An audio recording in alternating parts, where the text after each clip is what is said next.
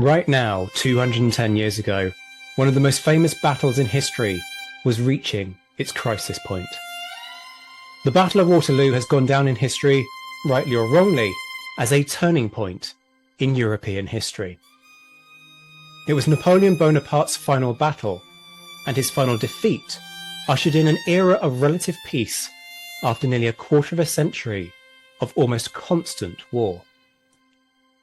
The battle has been mythologized, manipulated, and misunderstood for almost 2 centuries, from Marshal Grouchy's supposed betrayal of Napoleon to arguments about who was responsible for the victory. Most of what people think they know about Waterloo is probably wrong. So what actually happened in the fields of Belgium on the 18th of June 1815? Who were the men who gave their lives in this era-defining clash? And on the 210th anniversary of the battle, why does Waterloo still matter? Tonight, the Napoleonic Wars YouTube channel brings together leading historians with cutting-edge drone footage to help you see the battlefield like never before. We'll be discussing what it was like to fight in the line during the period, exploding myths, and asking what happened to these men once the fighting was over. This is the Battle of Waterloo live, starting right now, here on the Napoleonic Wars channel.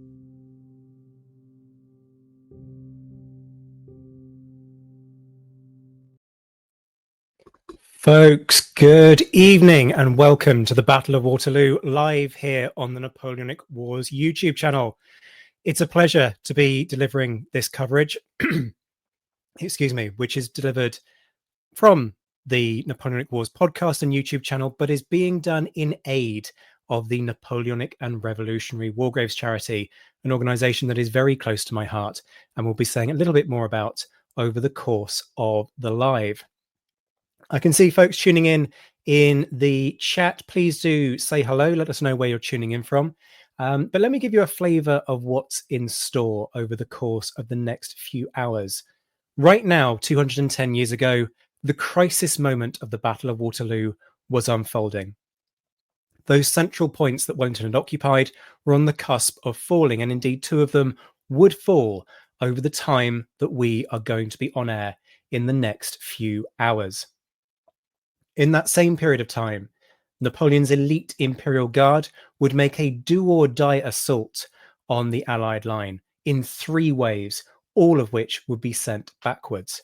Yet it wouldn't be enough. The Prussians would break through at Plancenoit in Napoleon's right rear and at Papelotte in the northeast of the battlefield, whilst Wellington, in the wake of the Imperial Guard's assault, would go on an all-out offensive, sending his entire line forwards.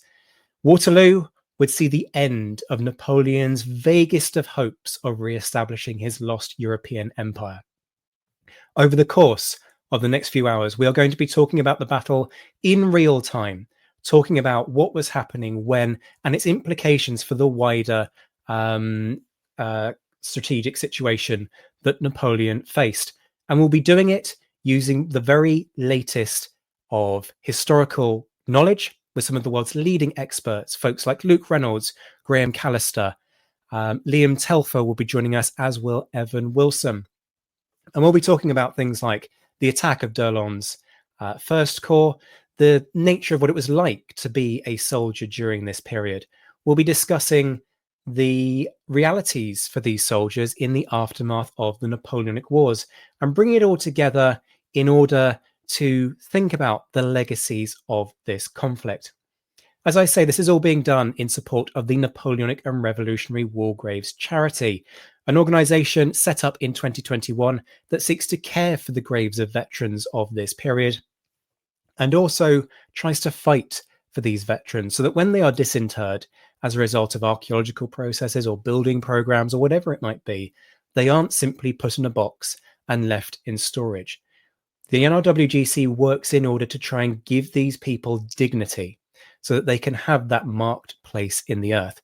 And if you feel that that's an organization and a cause that is worthy, then please do consider supporting it. Details are literally flickering across the bottom of the screen right now. But there's a way that you can support us without doing anything other than pressing a single button. Because I have said that for every single like that this stream gets, over the course of the next few hours, we will be donating £1 to the NRWGC. Now, it doesn't sound a lot, but quite how much it ends up being is completely down to you. Because I can see we have a certain number of people watching the stream right now, and we don't have that many likes. So if you like this stream, that will guarantee an extra £1 for the NRWGC. And I will make a commitment that if we reach 200 likes over the course of the next 3.5 hours, I will double whatever the final total is when it comes to that donation. So there you are, folks. A gauntlet has been laid down. Please do like the stream and see what you can do to support this fantastic cause. We've got folks tuning in and commenting about where they're tuning in from around the world. Hello, Todd, who's tuning in from sunny California. Welcome, Todd, long-standing friend of the show. Robin Brasher, who often pops up on our YouTube channel. Hello, Robin. Evening all from Norfolk, UK. David Maxwell tuning in from Michigan in the United States. Welcome, everyone. Folks, please do get involved in the chat and post any questions that you have. We will be having dedicated segments across the course of the live stream, talking about some of your questions and answering some of them.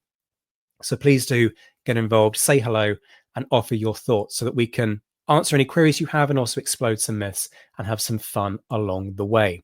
But let's get on with it, shall we? Let's start talking about some actual battle-y stuff.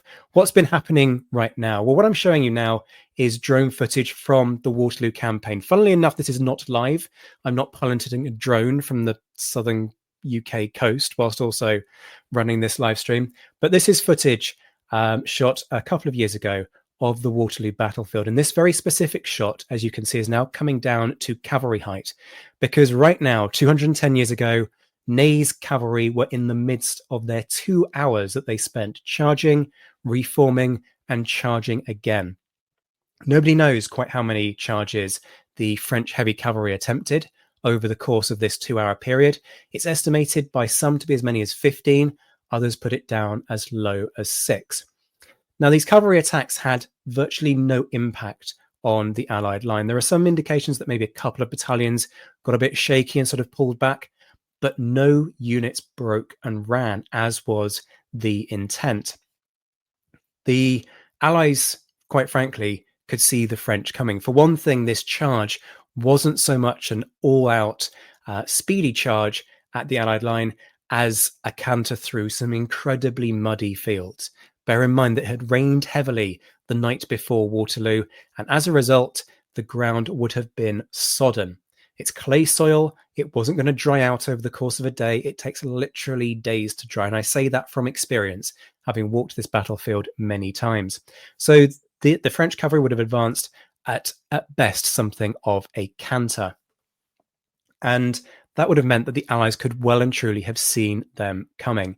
So what would you do as a defense against cavalry? Well, if you're a fan of the period, you will know that there is a formation that infantry have designed for exactly this purpose, and that is to form square. I'm just going to let that footage loop and play through again for you, so that you can continue to enjoy it as I'm speaking here. And with plenty of time to do so, all of these regiments not only form very stable, very cohesive squares, but they also get arranged by the staff officers into something a little bit like a chessboard formation. That gives the French cavalry plenty of space to flow in between, but also gives very clearly defined fields of fire for the Allied infantry. It enables them to basically fire on the French cavalry without fear of hitting an adjacent square. So the French fundamentally find themselves facing a series of these fortified, almost hedgehog-like square or more like rectangular blocks that you can't break unless the troops lose their nerve. And none of the Allied troops do, in fact, lose their nerve. Now, the flip side to this is that a square is a great defense against cavalry. It is a sitting duck for artillery. So when the French cavalry pulled back down into the valley, which the drone is traversing now and just starting to climb up the ridge, the French artillery on the far side of the valley could in fact fire. And it is said from some of the accounts that the Allied infantry preferred to have the French cavalry swirling among them because they knew they had the bottle to hold their nerve. But when the cavalry pulled back, the artillery opened up and then they were vulnerable. So actually, the times when the French were charging them were something of a respite in terms of the amount of death that was being dealt out. Now, much more could have actually been done with this opportunity. Ney did have a small amount of infantry reserve that he could have called up at this point. There is actually far too late an attempt to call up that division. But Ney, for reasons that we don't entirely understand, didn't seem to know that this was an option available to him. And the thinking is that effectively Ney had sort of lost his situational awareness. And this is something that is thought to periodically be a problem for Ney, that he does sort of seem to become a little bit blinkered in certain situations and loses that wider awareness and therefore loses that ability to call up not only infantry support, but also fundamentally artillery support. Now, sure, the French cavalry will have had galloper guns with them, but in terms of very dedicated and coordinated artillery fire to really exploit this threat that the cavalry posed, forcing the Allies to form into square, nothing is done in anywhere near like an effective enough way. So these cavalry charges are fundamentally unsupported and they achieve very little, which begs the question, why bother? Why bother with all of these cavalry attacks, particularly if you've done it once and it's not working? Why bother to keep charging and continue charging, whether it's 6, 10, or 15 times? The answer is that the cavalry charges weren't meant to break Wellington's line. It's often said that Ney takes one look through his telescope at Wellington sort of pulling back and rearranging his forces, which may or may not have been the case, and then immediately sort of cries, "Wellington retreats," gallops on his horse, summons all the cavalry and charges off, hoping to sort of ride to glory. Now, there are two problems with that. One is that it becomes very apparent very quickly that the Allies haven't broken. So if that was your aim, you would just stop. You wouldn't keep charging pointlessly and slaughtering your men completely needlessly. You would pull back and reconsider the situation. So that doesn't kind of make any logical sense. The other thing that's often missed is that these weren't meant to break the Allied line in the first place. This was a diversionary attack. It was trying to pin Wellington's right, all the forces that he had in that western part of the battlefield, down. Now, why would you want to do that? Well, because earlier in the day, the French have come very close to success with their first infantry assault on the Allied line using d'Erlon's corps. I'm going to interview Graham Callister a little bit later about that infantry attack. But the idea was that although d'Erlon's troops had been shattered by the charge of the Union and Household Heavy Cavalry brigades, there were reinforcements that could have been brought up and were brought up by Napoleon over the course of the day. And those were moved into that same section of the field. The idea was that Napoleon was going to try again, attacking along the same route in probably a very similar manner, hoping this time to actually break through the Allied lines. Now, Wellington wasn't going to sit idly by, and Napoleon knew that. So by keeping Wellington's infantry pinned in place on the right flank, it meant that he couldn't redistribute his forces. So for all that Ney gets a huge amount of criticism for just charging off like this, actually, it's a false criticism because that was never what he was doing.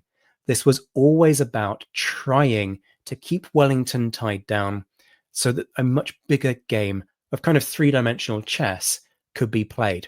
Now, that second infantry assault never actually came on the French right flank because of the arrival of the Prussians.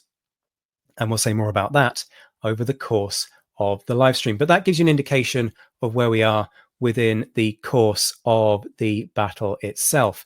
I can see folks in the chat saying hello. Please do, folks, remember to like the stream. For every like we get, we are donating £1 to the Napoleonic and Revolutionary War Graves charity. So the more you like, the more the charity gets. And as I've said, if we get to 200 likes, I will double. Did I say 200 or 250?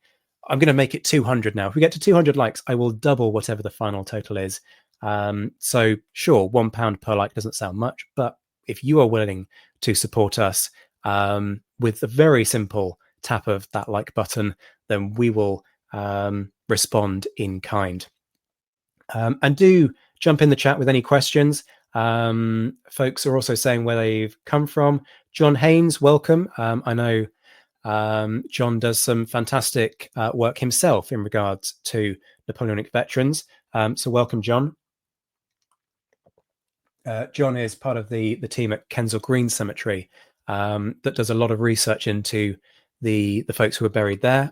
Does some fantastic work in terms of helping people to understand that heritage. And I know that's something that the NRWGC sort of feels very strongly and kind of responds to.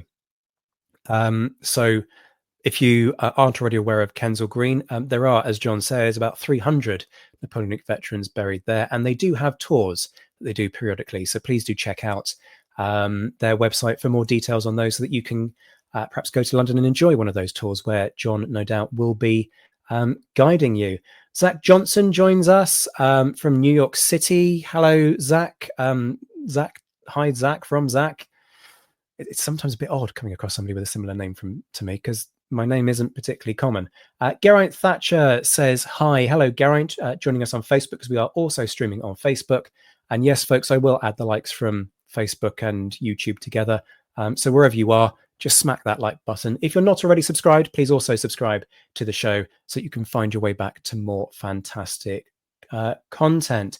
And Geraint asks a really significant question. How many troops were diverted to Napoleon's right against the Prussians at this time? This is a fantastic Geraint. This is a fantastic Geraint question. It was going to be a fantastic question, Geraint, but it's a very you question as well, Geraint. Folks will know Geraint from social media. He does love to ask some really pertinent questions at times. Effectively, the vast majority of Lebeau's corps is the answer, Geraint. So you have to bear in mind that over the course of the battle, more and more Prussian troops feed in, and so more and more of Lebeau's corps basically gets fed in response into initially holding Plancenoit and a section of the battlefield heading north from Plancenoit in a direct line towards Papelotte. And in fact, to help with a description of this, I'm just going to bring up a satellite image of the battlefield. Just bear with me 1 second, folks. There it should be for you. Hopefully you can still see everything smoothly on the screen. Yes, it appears that you can. Now you will see me actually preparing for an interview with the BBC tomorrow on NRWGC's work. But if we just zoom in here to the battlefield of Waterloo. So this is the Allied ridge over the top of your picture. The farm of Hougoumont is on the left-hand side with the Monument aux Soldats Français marked there. The Monument aux Belges is the crossroads. That's where Wellington's elm tree was. This, you can see, is the Ferme de la Haison. Papelotte is over here on the right-hand side of the field. It's now an equestrian centre. At the time, it was a farmhouse, and Wellington garrisons all three of these farms: Hougoumont, La Haison, and Papelotte, with fundamentally a multinational force, actually, of troops. And these are designed to act as breakwaters because it effectively sort of hems the French in a little bit. It kind of gives them less space to just kind of pick where they want to attack, because each of these fortified farms effectively ends up bristling, and it just kind of creates little pockets of fire. So rather than going straight up the middle, Napoleon has to sort of negotiate around some of these sites. And that actually becomes part of the story of why D'Erlon's attack falters in the way that it does. So these do actually work in terms of acting as those breakwaters. So Geraint asks, what are we looking at? So this is Plancenoit. Now, at the time, Plancenoit was much, much smaller, probably a couple of streets at best. You can see sort of the evidence of urban sprawl around the bottom here.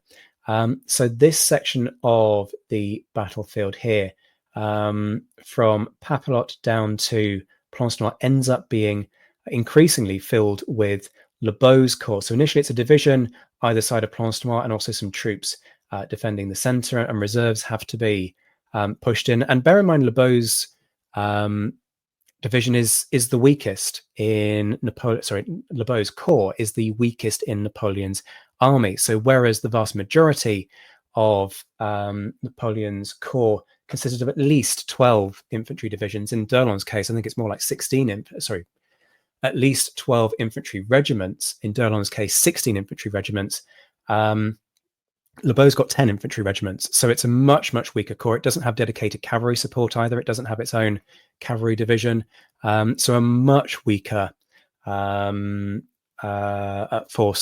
that is sort of trying to fend off what becomes initially one Prussian corps and then two Prussian corps as more and more Prussian reinforcements arrive in their march from Wavre. We've got other questions coming in. Chris on YouTube. Has modern archaeology made any significant discoveries that have shifted views and our understanding of this much covered battle? Yes, we're going to talk about Hougoumont in a little while. And you're going to hear a great deal about how we now understand Hougoumont far better and see it as a far more complex action than previously anybody had assumed. So yes, absolutely, Chris, there are discoveries, and we're going to be talking you through those in due course.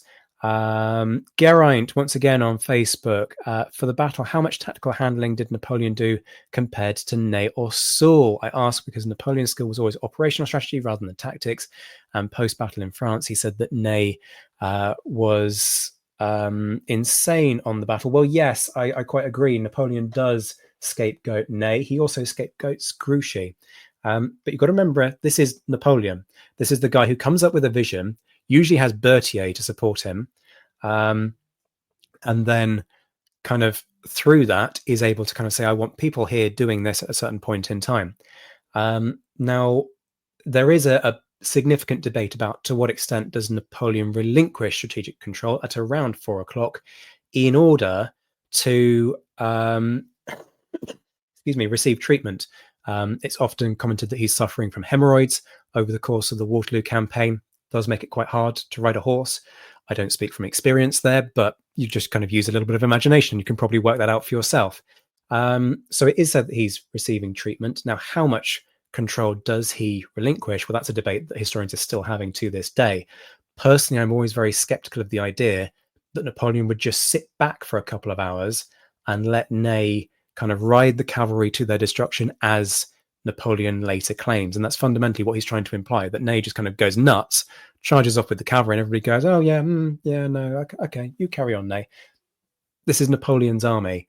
And for all that there are many, many communication problems over the course of this campaign, I really don't think that that's kind of in either Soult's or Ney's or Napoleon's kind of nature to allow that to happen. Folks, do please keep the questions coming in, but I am now going to turn to the question of how we got here, fundamentally, with a little bit of a chat about what happens at Quatre and Ligny. Please do keep liking that stream. Remember that for every like we get, we are donating £1 to the NRWGC, and if we get to 200 likes, I will double whatever our final count is. So I can see we've got plenty of people in the stream, but not anywhere near as many likes. So please, folks, if you want to support a great cause, whack the like button, and it will help a very worthwhile charity indeed. So, Quatre and Ligny, fundamentally the battles that make Waterloo possible. The morning of the 16th of June, 1815 is effectively very quiet. Napoleon invades the previous day and has a very ambitious strategy to try and split the two armies. The Anglo-Dutch plus Hanoverian plus Brunswick force, plus some King's German Legion as well, if you don't class those as Anglo, all under the command of the Duke of Wellington, and then a Prussian force under Marshal Blucher. And his idea is to basically use his army as a boot to kick these two armies apart. The idea being that their communication lines and their supply lines kind of run at right angles away from each other. So if he can force them to withdraw on their supply lines, he can encircle each one individually and then beat it. Now, it's a strategy that doesn't end up working, but it comes very, very close on the first couple of days. He steals a march on the Allies. It takes them a day to gather their forces. And the story of both battles is effectively Wellington and Blucher being hamstrung by the fact that they don't have their entire forces with them. In Blucher's case, he's missing a quarter of his army. Fourth Corps will not make the Battle of Ligny at all. When it comes to Wellington, it's a desperate pell-mell struggle that sees him feed in his reinforcements the second they arrive, whether it's Picton's division, somewhere around about 3:30, whether it's Cook's brigade of guards much later towards the end of the battle. There's a lot of kind of ebbing and flowing at Quatre.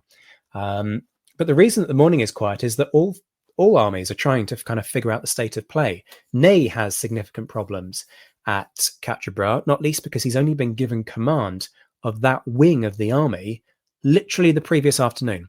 Sometime between, I believe, 2, 3, maybe as late as 4 o'clock, he has a meeting with Napoleon outside Charleroi, and Napoleon says, I'm giving you command of the left wing of the army. Head north, fundamentally find Wellington and keep him pressed. He doesn't get orders to take the crossroads of Quatre until the day of the 16th. So many folks criticize him for not securing the crossroads on the first day.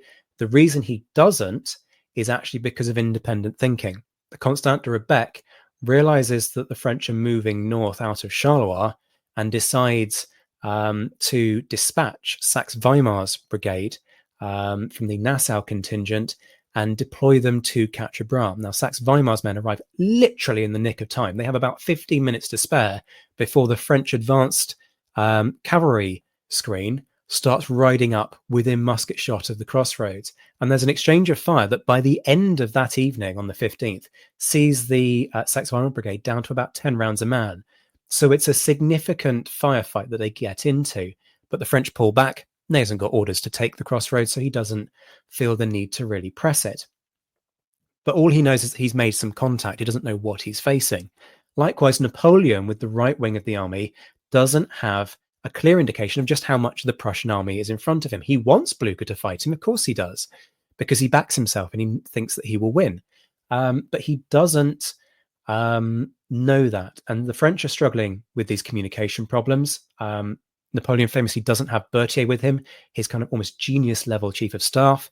Berthier has fallen / decided to jump / has been helped out of a window. Nobody quite knows the reality. I'm sure somebody will immediately jump into the chat and talk about defenestration of generals continuing to this day.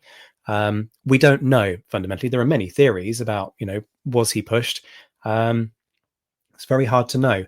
From what I remember of our interviews with Rachel Stark, who runs our Marshall series on the Napoleonic Wars podcast, she made the point that Berthier had a child not that long before his tragic fall. So how does that feed into the equation? Well, nobody can really know.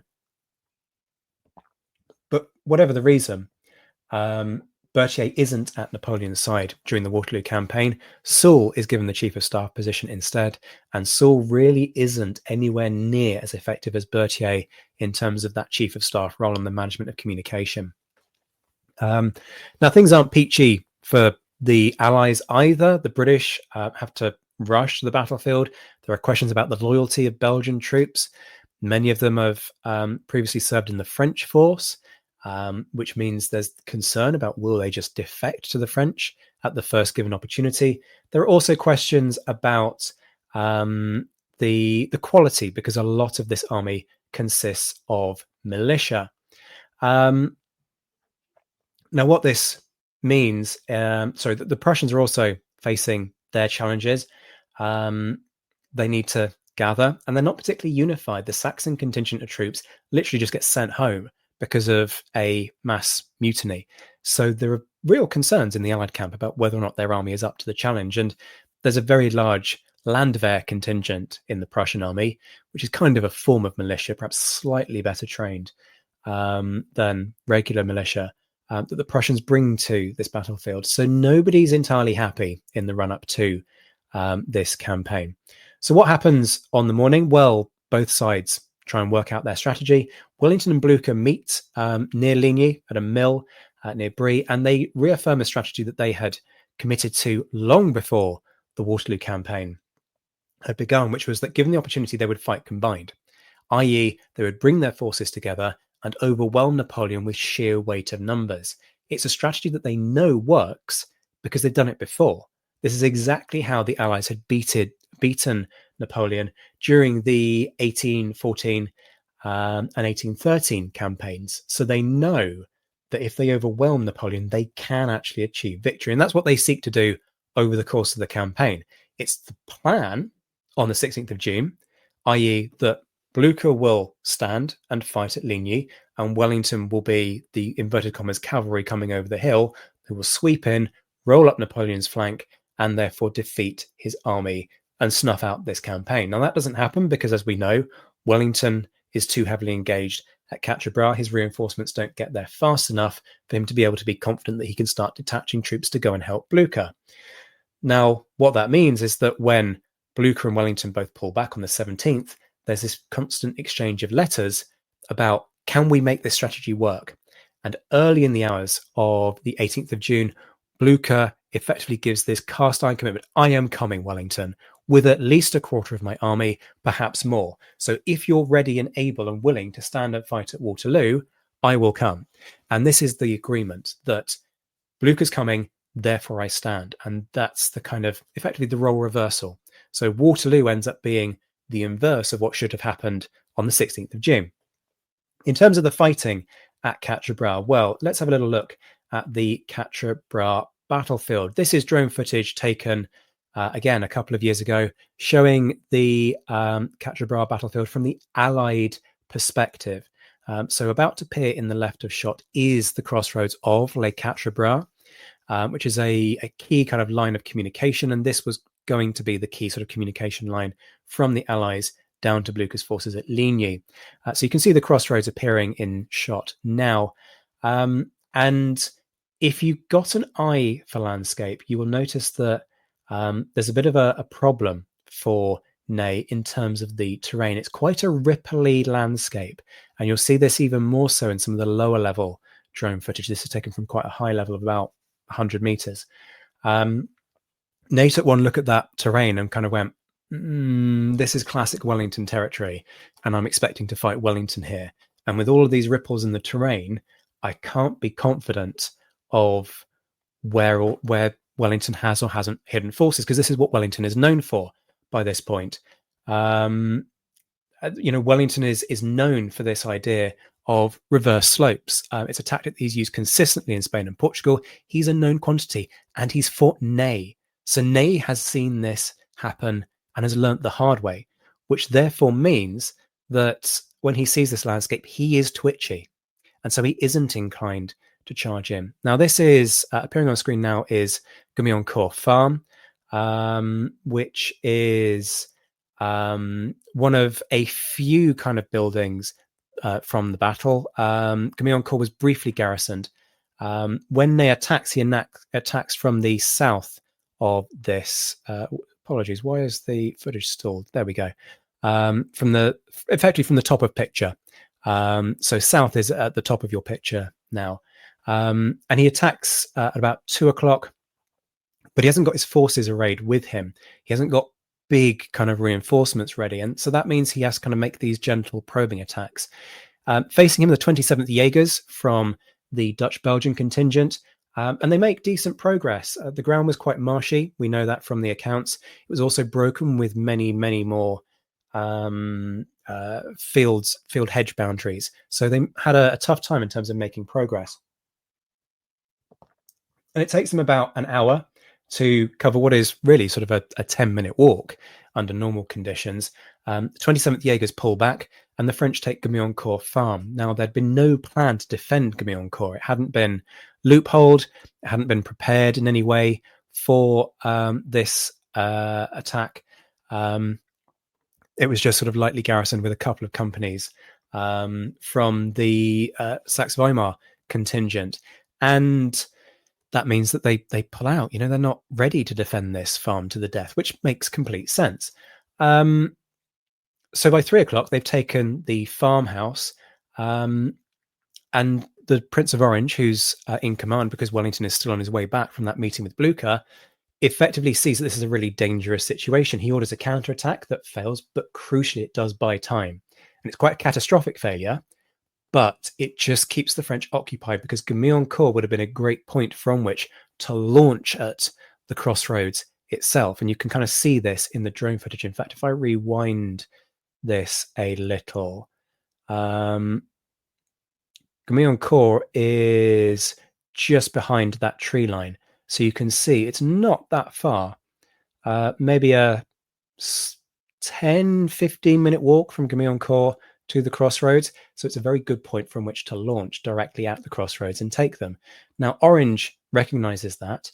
And that's why he launches this counterattack. 3:30 p.m. Picton arrives with about 3,500 British infantry in the nick of time. The Brunswickers also arrive with their first line and light battalions, and this enables a bit of a stabilization to basically plug the gaps that are being created by the Dutch-Belgian troops who are being pushed back under very significant weight of numbers. Ney definitely has the numerical advantage at this point in time.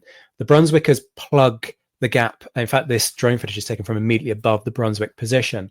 They plug this gap between the main highway that runs north-south and a wood called the Bossu Wood. And if I share screen for you for a moment, we will be able to take a little look at the battlefield. So there is Waterloo in relation to these other battlefields. This is where Ligny is. This is where Ligny is. This is where Quatre is. So as we zoom in on Ligny, this area was once filled with the Bois de Bossu. It's effectively a wood. This is Pyrmont Farm down here. This was also garrisoned briefly by, I believe it's the 8th Dutch Militia. Corps is in the center here. And the Brunswickers are used to plug this gap that opens up in the line from the highway to the Bossu Wood.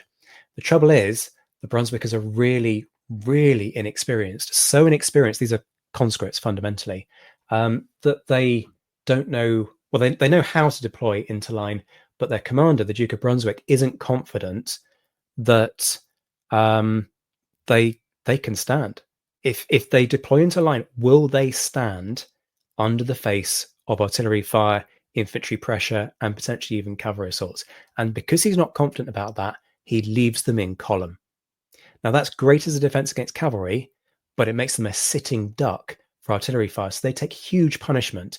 And unsurprisingly, this leads to them eventually breaking. Now, with an eye on the time, I do want to just rattle on. We've got some fantastic comments coming in the chat. Jonathan particularly is being incredibly generous. Jonathan, I'm not ignoring you. I'm going to come back to you in just a second because I do want to address your exceptionally generous offer in just a moment. But let me finish on Quatre first. So, as I say, at 3:30, the reinforcements have arrived, but it doesn't take long for the Brunswickers to pull back. Now, as they do so, the Brunswickers hussars try to charge to cover that pulling back, but they're broken before they even hit the French cavalry that's loitering, trying to sort of instill fear. And that basically leaves a gap in that line, which the French lancers then try to exploit, and they catch the British infantry exposed and on the hop. The light company of the 42nd Regiment is basically ridden over, just literally slammed to the floor by these lancers. They do not stand a chance. The rest of the 42nd manages to form a square with the French cavalry in amongst them. It's an incredible feat. And they basically force the sides of this square shut, trapping some of the French lancers inside. It's an astonishing feat at any point in military history, but it comes at a cost. They lose 284 of their men killed or wounded. The 44th Regiment, meanwhile, who are to the right of them from the French perspective, to the left from the Allied, they do something even more astonishing.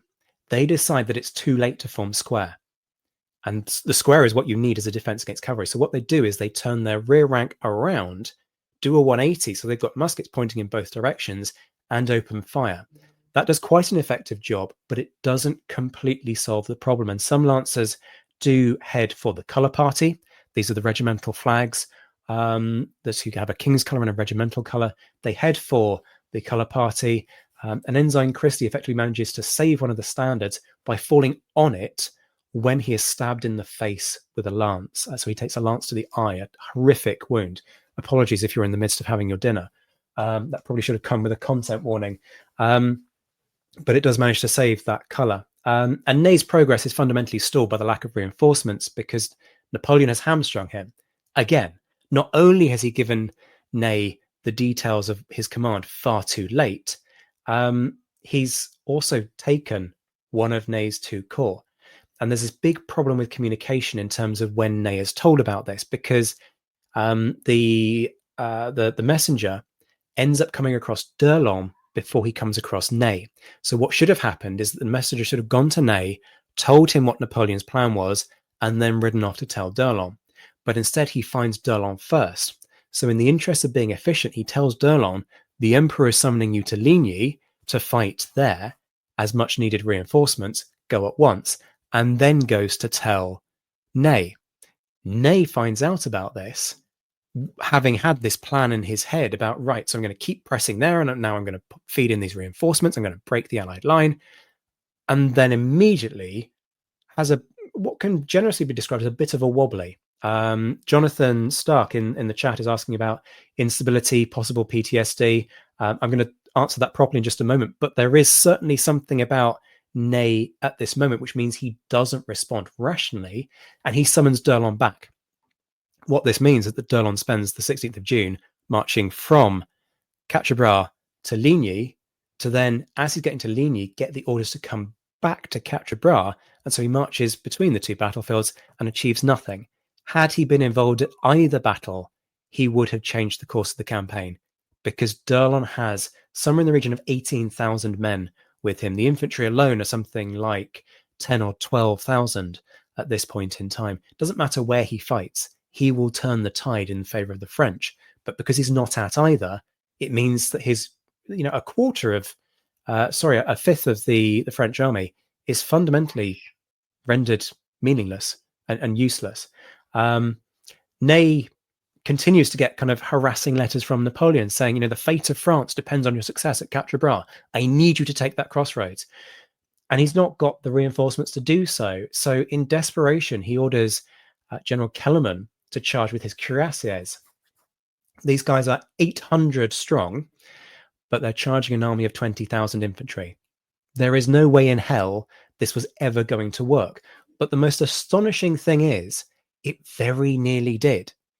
The cuirassiers charge at full gallop. They haven't got the opportunity to advance at the canter because they can't afford to give the Allies time to respond. They need to utilize that element of surprise. And they catch the 2nd Battalion 69th on the hop because they've just been ordered to deploy into line under orders of the Prince of Orange. They end up being gutted. They lose a colour. The 33rd Regiment ends up breaking and running for the tree line. The other regiments hold. And so you've got, again, this gap that opens up. They're briefly at the crossroads, but they get fire from the reserves.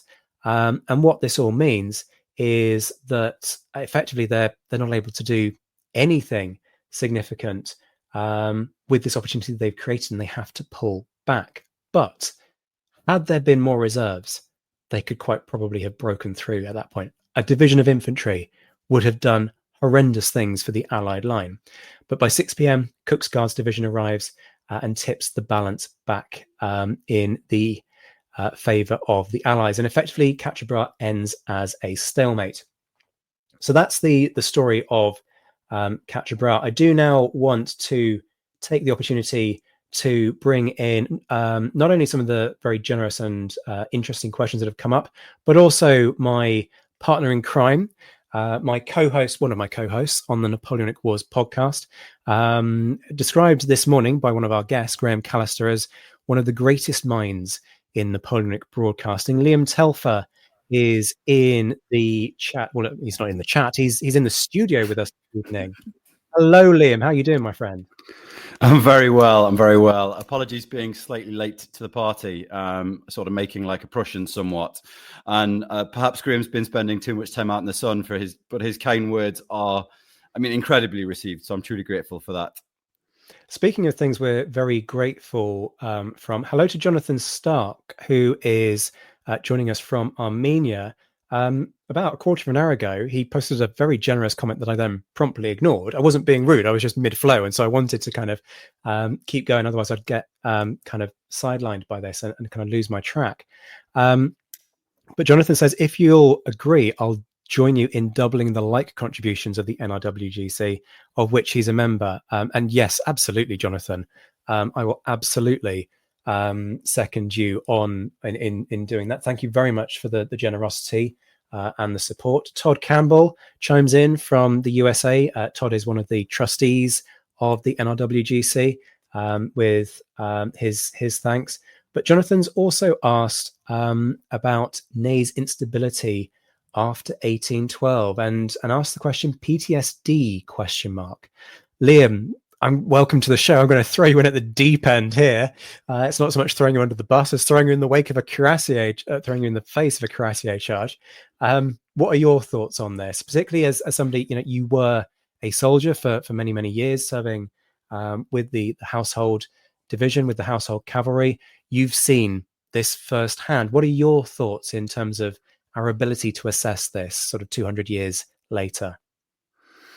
I think in terms of our ability to assess it, that's the most difficult question, right? What we have to do is, and it's something I've considered with some of my research into the period. It's about really dissecting those primary source accounts, those memoirs, those diaries, those letters, really dissecting those and reading in between the lines and trying to pick up some of the language that might be associated with mental illness or PTSD or something like that. There's a quote from Wheeler. I think it's from somewhere in after the wars, but while he's still serving. And there's a sergeant that was served throughout the period, and all of a sudden Oh, Liam, we seem to have lost you ever so slightly there. We are live, folks. Anything can happen. You're back. Carry on, I'm back.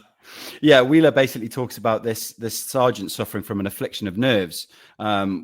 It could be construed as PTSD, but it's very, very difficult for us 200 years down the line to sort of inflict almost any medical condition, even physical medical conditions, without assessment, without physical assessment. It's very difficult for us to tell, really. And is Ney suffering from PTSD? I think it would be, I don't want to belittle it, but it'd be almost convenient if he was, as an explanation for some of his behaviors. But I think it's very, very difficult for us to really sort of nail that condition to him. Yeah, it's as you say, it's something that comes up in both of our research, and I've certainly come across court cases of individuals who are found sort of wandering the countryside aimlessly. Now, immediately you listen to that and think of shell shock, right? And today we kind of look at shell shock as, well, that's fundamentally what we now might describe as PTSD, in terms of that terminology that's used. So there is certainly evidence that might suggest it, but there's always that challenge of knowing. We can certainly say that Ney suffers from erratic behavior, but then there's a question of whether or not that's anything new. If you think about what happens at the Battle of the Quatre, he rips apart a chunk of the light division, completely outflanks them, catches them on surprise, has a huge success on his hands, and then once the rest of the light division pulls back across the bridge, decides to charge frontally across this very narrow bridge. Complete waste of lives. And what it means is that by the end of the day, French casualties are higher than Allied casualties because of these completely pointless assaults. And it's another example of the same thing, of Ney losing that tactical awareness. So there's certainly plenty of evidence to suggest a continuation. Now, that's not to dispute what you're saying, Jonathan. Ney commands the rear guard. He gets cut off. We have Josh Proven on the show periodically, who will tell you quite emphatically, well, that's Ney's own fault. And sure, they fight their way out. But, that leaves a mark. What's particularly curious is that Napoleon doesn't seem to have PTSD. There's some research done by Ed Koss on this that shows that he doesn't have a single indicator in terms of that, but does have very strong indicators of narcissism. So hopefully that gives you some food for thought there, Jonathan. And thanks again for that very generous offer to match our commitment to double any Patreon subscriptions, the value of any Patreon subscriptions that we get on the Napoleonic Wars Pod Patreon page. So the value of that will be doubled. And as I've said many times already, if you like the stream, folks, what we have said is that we will donate £1 for every like that the stream gets. And I am now trying to bring up the YouTube stream as I'm watching this. And I see we've got 30 likes already. So that's £30 to the NRWGC. But I have said that if we get to 200 likes, I will double it. So there's your gauntlet. Like the stream, and go and get your friends and tell them to like the stream. All it takes is a push of a button, and this fantastic charity gets some money. So please do support us there if you can. Now, I haven't talked about the Prussians yet, Liam. Liam will not be surprised to hear that I am massively behind schedule already, and we are maybe through half an hour of the content that I'd planned, nearly an hour into the stream. But I do want to talk about Ligny because it's such a problem that happens with this this battle, this campaign rather. My apologies, where the Prussians get pushed to the sidelines, and I don't want to be guilty of that over the course of this one. So here's a little bit of footage from Ligny. Now, we do face unique challenges when we try and film many of these battlefields. In fact, Austerlitz suffers from a similar problem in the airfields are nearby, and there are very important, very logical laws that say that you cannot fly drones within a certain distance from the airfields. So chunks of the Ligny battlefield are covered by these no-fly restrictions. Fortunately, some chunks are accessible. So this is taken just to the north of Saint-Amand. So I'm going to pause the footage and just show you folks what the battlefield looks like from a satellite image, which should be up on your screens now. So this is, as we've just been talking about, Quatre. And if you just head down the road, very nearby is Ligny. So this is the Prussian position through the center of your screen. The Ligny Brook, or the Lean Brook, sort of snakes through this area. And today it's barely a dribble. It's a very, very small stream. It was a bit more significant in 1815, and there was a lot of marshy ground either side of it, which made it much more of an obstacle. And you've got Saint-Amand. This is a key area that becomes a focal point for fighting. Wagnerly is the extreme right of the Prussian position. Here is Brie, where you can find the mill. Well, you can't find it there anymore, but there is a location that is called the Rue de Moulin from the old windmill there. And then this is Ligny. So Ligny is the center. Prussian 3rd Division is deployed in this section here between Saint-Bref and Tongres, and very little fighting happens here in the grand scheme of things. Napoleon effectively turns Saint-Amand and Ligny into the sort of the bleed position. His idea is to suck Blucher's reserves into a fight for Ligny and break them. That's the plan. So the footage that is about to pop on your screens now is from just north of Saint-Amand. So it's panning from the French position over towards the Prussian high ground, which is where the reserves were positioned. Now, just like Quatre, it takes a while for Ligny to kick off, right, Liam? It's not until about 3 o'clock that the attacks on Saint-Amand begin. You've got Le Fol's 8th Division that's sent in to attack Saint-Amand. So the shot has now changed to just south of Saint-Amand, kind of following Le Fol's route in. And Girard's 7th Division is ordered to take the surrounding settlements. Now, Girard is in dress uniform, Liam, which I always kind of have mixed feelings about. One, yes, it's incredibly brave, and it serves as a point of inspiration. On the other hand, you make yourself a target. And I do wonder how the troops feel about that. Is it something that's respected, or is it something that's kind of viewed as a little bit daft, sir? You know, would you mind just kind of not making a big sign and saying, here, shoot me, because actually if they miss you, they might hit me, sir, and I'm not too keen on that. What's the troop mentality, do you think? I mean, I think in a modern context, it would look incredibly strange and would be extremely worried if someone turned up on a modern battlefield in sort of modern dress uniform or state ceremonial uniform. But I wonder how much of it's akin to sort of naval warfare at the time, that kind of question of honor, of chivalry. You know, I'm gonna wear my best in honor of my men and in honor of the enemy to do the enemy honor.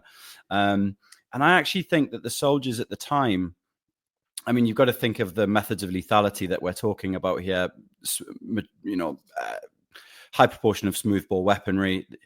Yes, they are accurate to a point, but you know, clearly not as accurate as firearms develop through the 19th century. And actually, I think the troops would see it as a as a almost again like a point of honor, like our leader has turned up and he means business. You know, I've often thought the opposite almost of Picton with his division. He turns up in his top hat and his coat. Like, it's almost a little bit like, can't be bothered getting dressed, can we, sir? Like, you know what I mean? I feel it's almost disrespectful, because clearly the rank and file and probably anyone down from battalion commander, if they did the same, they'd be getting chewed out massively. So I see it as a point of honor and a point of respect, and I like to think that the troops felt that way too. Yeah, it's a really good point that you make. Actually, if the tables had been turned and the rank and file were doing it, you'd be, certainly pulled before a court martial with the question, where the hell are your regimental necessaries? Have you sold your coat, you scoundrel? And how many lashes am I going to give you accordingly? So that's an interesting one. Although there's a question about to what extent does Picton follow in the Wellington tradition, in the sense that Wellington has that blue frock coat that he wears, becomes quite ubiquitous. Or maybe Picton's just being Picton and going, well, I'm the general, so I can do what I like. I'm not the greatest fan of Picton, brave guy, but otherwise, there are problems with many aspects of how he chose to conduct himself. So 4 o'clock, actually, no, before we get to that, confusingly, it's not just Girard who's involved. There's also a Gerard. Now, Gerard commands 3rd Corps. Girard commands 7th Division, which is in 2nd Corps. So there's your 2 pointers in terms of that, folks. So as those attacks are going in at Saint-Amand, you've also got the 12th Division of 3rd Corps being sent in at Ligny. Ligny effectively burns over the course of this battlefield. It is devastated. To this day, there are only 3 buildings that survive from that period: the Ferme d'en-Haut, the Ferme d'en-Basse, and the third one escapes me. But what it means is that there's very little in the modern town that remains. And in the years that follow, Ligny is devastated. There is famine in the region because of the damage that is done to the town. And the fight for Ligny ebbs and flows over the course of the day. The Prussians do not give ground easily. They fight with incredible tenacity. And so you have this kind of ebbing and flowing as reinforcements are sent in by both sides. By 4 p.m., there's a big Prussian counterattack, which retakes a lot of the lost ground at Saint-Amand, and Girard is mortally wounded. So whether or not that's the result of actually taking fire from the aimed shot or not, well, we, as Liam has explained, can never really know. Then at 6:30, Napoleon is ready for his big hammer blow, which is the arrival of the Imperial Guard assault. But it's, sorry, not the Imperial Guard assault. The plan is for one kind of final assault on the town of Ligny itself. But D'Erlon, who's been summoned by Napoleon, arrives in a suspicious location. He kind of arrives in the French left rear, which isn't where people are expecting him. They're expecting him to arrive in the Prussian rear. And so there's a lot of kind of concern about, sorry, who are these troops? Because, of course, they don't have radio communications. They can't sort of ring up D'Erlon and go, oi, mate, where you're coming from? Is that you I can see on the horizon, kind of thing? And as a result of that attack not only has to be paused, because Napoleon can't afford to commit reserves to a push in at Ligny if he's got to fend off these Prussian reinforcements. Perhaps it's Wellington, nobody knows. And so that creates a delay. That gives the Prussians breathing space. It also creates a bit of uncertainty amongst the French. They begin to sort of shake a little bit. And Blucher tries to capitalize this with a counterattack. There are 30 infantry battalions in the western part of the battlefield on the Prussian side by this point. The counterattack fails. Meanwhile, D'Erlon is summoned back. Napoleon is pretty seething at this point, and at 8 o'clock orders in the Imperial Guard, pretty much as the heavens open in this monumental thunderstorm. And the Imperial Guard break through and push on out of Ligny towards the high ground beyond. Blucher very bravely personally leads forward a cavalry attack to try and buy his troops time to pull back. He recognizes the battle's over. His horse is shot from under him, which creates all kinds of problems for the Prussian High Command in terms of, okay, so now what are we going to do? Gneisenau, the chief of staff, takes one look at the situation and basically says, well, we're following Blucher's orders. Blucher's would have wanted us to pull back towards Wavre. That's what we're doing. And that keeps the campaign alive because it means that Wellington and Blucher's armies stay in contact with each other and can support each other on the 18th of June. And it also, Blucher is then rescued by one of his staff. They hail down a passing trooper. Blucher gets on the trooper's horse and rides off to receive a treatment of rhubarb and gin, which I find interesting. I'm not sure about the medicinal properties, but that's for a debate for another time. So that brings us up to date, more or less, folks. At this point, I do want to bring in our first guest because we are very fortunate to be joined by Dr. Graham Callister from York St John University. Graham is the author of a fantastic book on the attack of d'Erlon's Corps at Waterloo. It's called Waterloo, the Attack of First Corps. It's available from Pen and Sword. Graham is also the chair of the Napoleonic and Revolutionary War Graves charity. So it gives me a perfect opportunity to say once again, like the stream. If we get to 200 likes, I will double that amount and donate the amount to the NRWGC. And we've had a commitment from Jonathan, who is also going to double that. So there's lots of money potentially going to a very valuable cause, folks. Even if we don't make that total, for every like we get, we will donate £1. So please keep liking the stream. Last time I checked, we were up to about 40. Make it 50. Make it 100. Whatever. Make it as many as you like. Tell your friends. Get everybody liking this stream, please. Graham, welcome. Thanks for joining us. Let's start with the men in d'Erlon's Corps before we talk about the attack itself. How experienced were these guys? Hi, thanks for having me on. So d'Erlon's Corps is quite an experienced unit by 1815. We can probably say the French army of 1815 is the most experienced that Napoleon's had since Russia in 1812.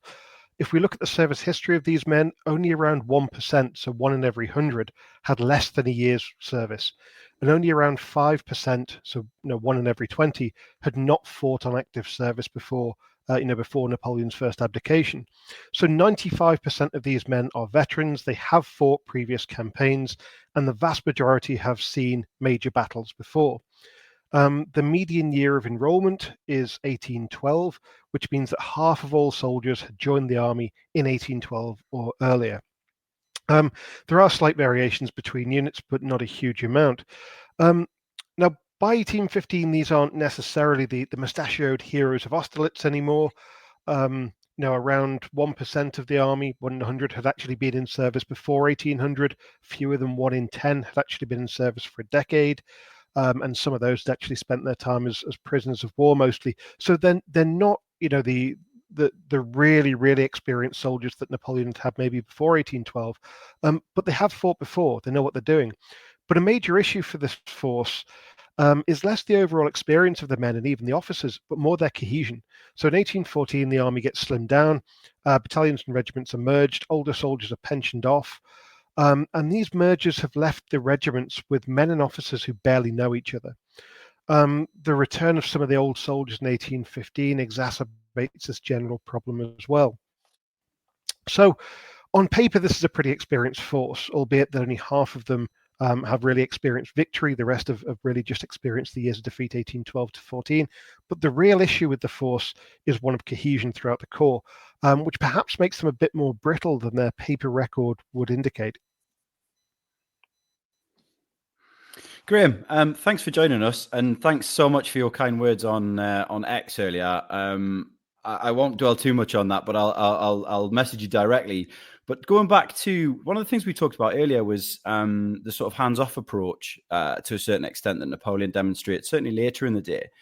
I wonder if you could talk us through Napoleon's vision for this attack. We sort of hear a lot about d'Erlon. But what's Napoleon's vision for this going forward? Yeah, so this attack is the one that Napoleon actually plans in the day.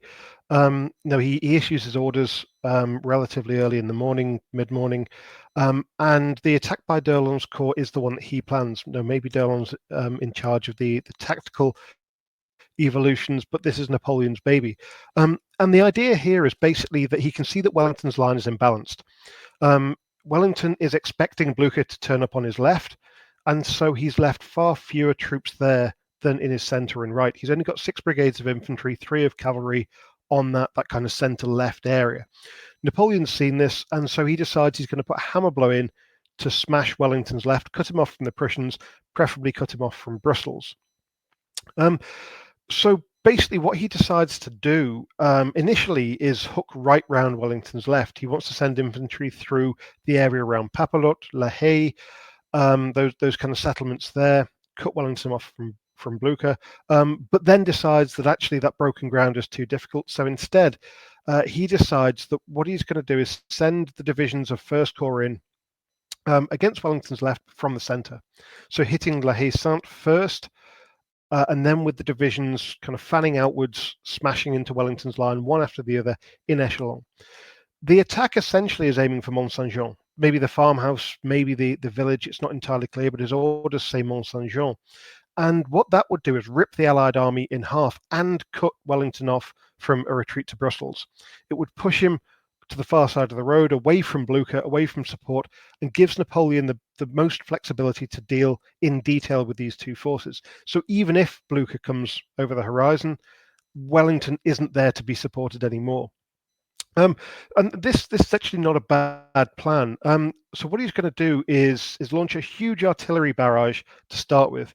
3 batteries of 12-pounders, the divisional artillery of 6-pounders of First Corps, and probably 2 or 3 batteries of guard artillery, but it's never sure or not certain in the primary sources whether they engage. But this massive artillery will soften up the Allied lines. And then First Corps' 4 divisions are going to attack one after the other. First Corps nearest the road, First Division nearest the road, fanning out to 4th Division on the French right. And then they're going to come in massive columns, basically huge hammers that will smash what Napoleon really assumes is a pretty fragile Allied army.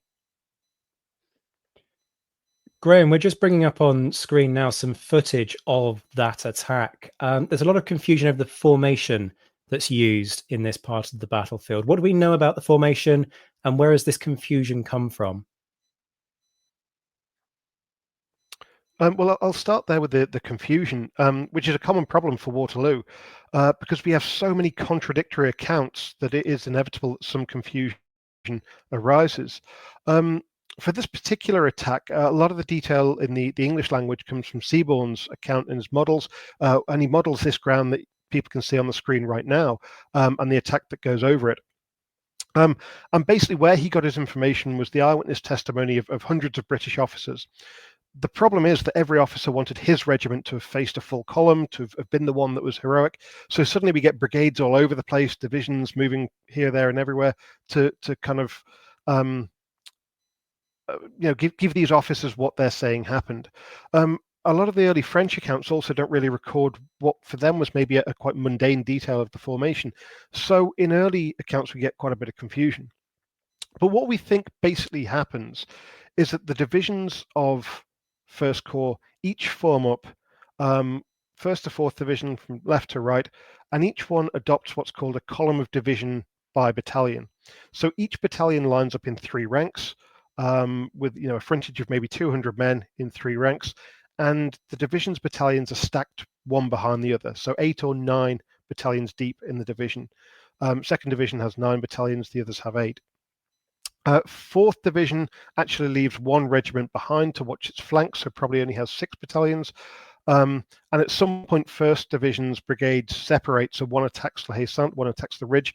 Basically, they've got these massive blocks of men, 200 men wide, 24 ranks deep, and each of them will probably make up 100 to 120 meters of width, 75 to 100 meters of depth, and they will advance, as I say, over this ground that you can see on the screen. Huge blocks of men, 4 of them going into this space. 1st Division setting off first, and the others moving off at intervals of about 5 minutes apart in an echeloned attack. Now, Graham, Dillon's attack is ultimately shattered by the charge of 2 brigades of British heavy cavalry, which itself ends up being broken after ignoring the recall, overextending and getting cut off. How much of that is due to what Wellington described as the habit of British cavalry, and I think particularly heavies actually, had of galloping at everything? Yeah, I mean, first, it's worth noting that this cavalry charge is a spectacular success. It does rout a couple of divisions. It overruns 3 batteries of guns. It smashes a brigade of cuirassiers. But even as the charge's momentum is kind of ebbing, as the horses are getting a bit more tired, let's not forget this valley is still full of Frenchmen, full of infantry, the odd cuirassier knocking around, some artillerymen still running away, and the cavalry are kind of operating amidst all of these French soldiers. So to some extent, continuing the charge, keeping that French panic going, keeping the French fleeing is not actually that bad an idea. But the British cavalry do get carried away. Part of this is indiscipline. And this begins at the top, not necessarily with the brigade commanders, but certainly with the regiment commanders. Colonel Hamilton of the Scots Greys, for example, was seen and heard ignoring his brigade commander's attempts to rally and screaming for his men to charge onto Paris. So any men who had stopped suddenly started following their colonel. But let's remember as well, this is the regiment's first charge in the entire Napoleonic Wars. They haven't seen action since 1795. So he and his men are desperate to make their mark, and they just want to, carry on fighting. More widely, there is an issue here of British cavalry doctrine, which is kind of partly responsible. Recruits in the British cavalry are taught rough riding rather than slow maneuver. They were taught to drop the reins and focus on fighting when in combat, and that perhaps contributes to horses just kind of keeping going as essentially pack animals in a charge. So there are a few factors going on here. Another major factor, though, a major fault maybe, is the lack of a reserve. So when the cavalry is charged, it needs something to rally on. There's no hub for it to come back to. The 2 reserve regiments in these heavy brigades, the Scots Greys and the Royal Horse Guards, had both charged into the fray, probably without orders. So there's just no reserve. The Dutch Belgians and Vandeleurs light dragoons aren't brought forward in time, which is probably Uxbridge's fault because he's with the charge. He's not behind. So there's a real mix of factors here. Part of it is that indiscipline. It is Wellington's galloping at everything. But there's a whole range of factors, I think, that lead the British to overextend and then allow the French counterattack, which really makes a mess of some of those heavies. Graham, one final question from me, and it's about what happens after this phase. We tend in the story to just kind of forget about D'Erlon and treat it as though those 18,000 men under his command fundamentally vaporize. D'Erlon's corps isn't totally destroyed in the course of the attack. So what do they do over the rest of the day? Yeah, it's a really good point that, this corps is routed as a corps, but it's actually 2 of the divisions that are most affected, 1st and 3rd Division. Probably 5,000 men across the corps are lost in this attack. It is a major blow, but they do rally. 2nd and 4th Divisions rally in relatively quick time. 1st and 3rd take a bit longer. But we see 2nd Division pretty quickly, within an hour maybe, creeping forward and beginning to skirmish around La Haye-Sainte.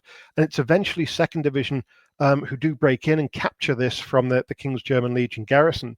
The 13th Light Infantry kind of at the forefront of that charge with the 17th line. On the right, 4th Division hadn't been engaged a huge amount. That was the only one that didn't really make it to the Allied ridgeline. The cavalry charge broke the corps before that. And they kind of pivot towards the outlying farmhouses and settlements of Papelotte, La Haye, Hougoumont.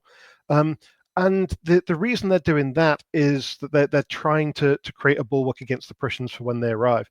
And they ultimately make some good progress. They do begin pushing Saxe-Weimar's men back, and they've got a foothold on that side of the battlefield by the late afternoon. The remaining infantry of the corps are heavily involved later, skirmishing with Allied troops in Wellington Centre, and they are pushed forward to support the Guard, along with the remaining artillery of the corps as well. They don't make a kind of earnest all-out attack on the Allied lines, but they do put heavy pressure on them. So, the remaining 10,000 men or so of First Corps who are still in good order after this attack early in the day, they do play their part later in the battle as well.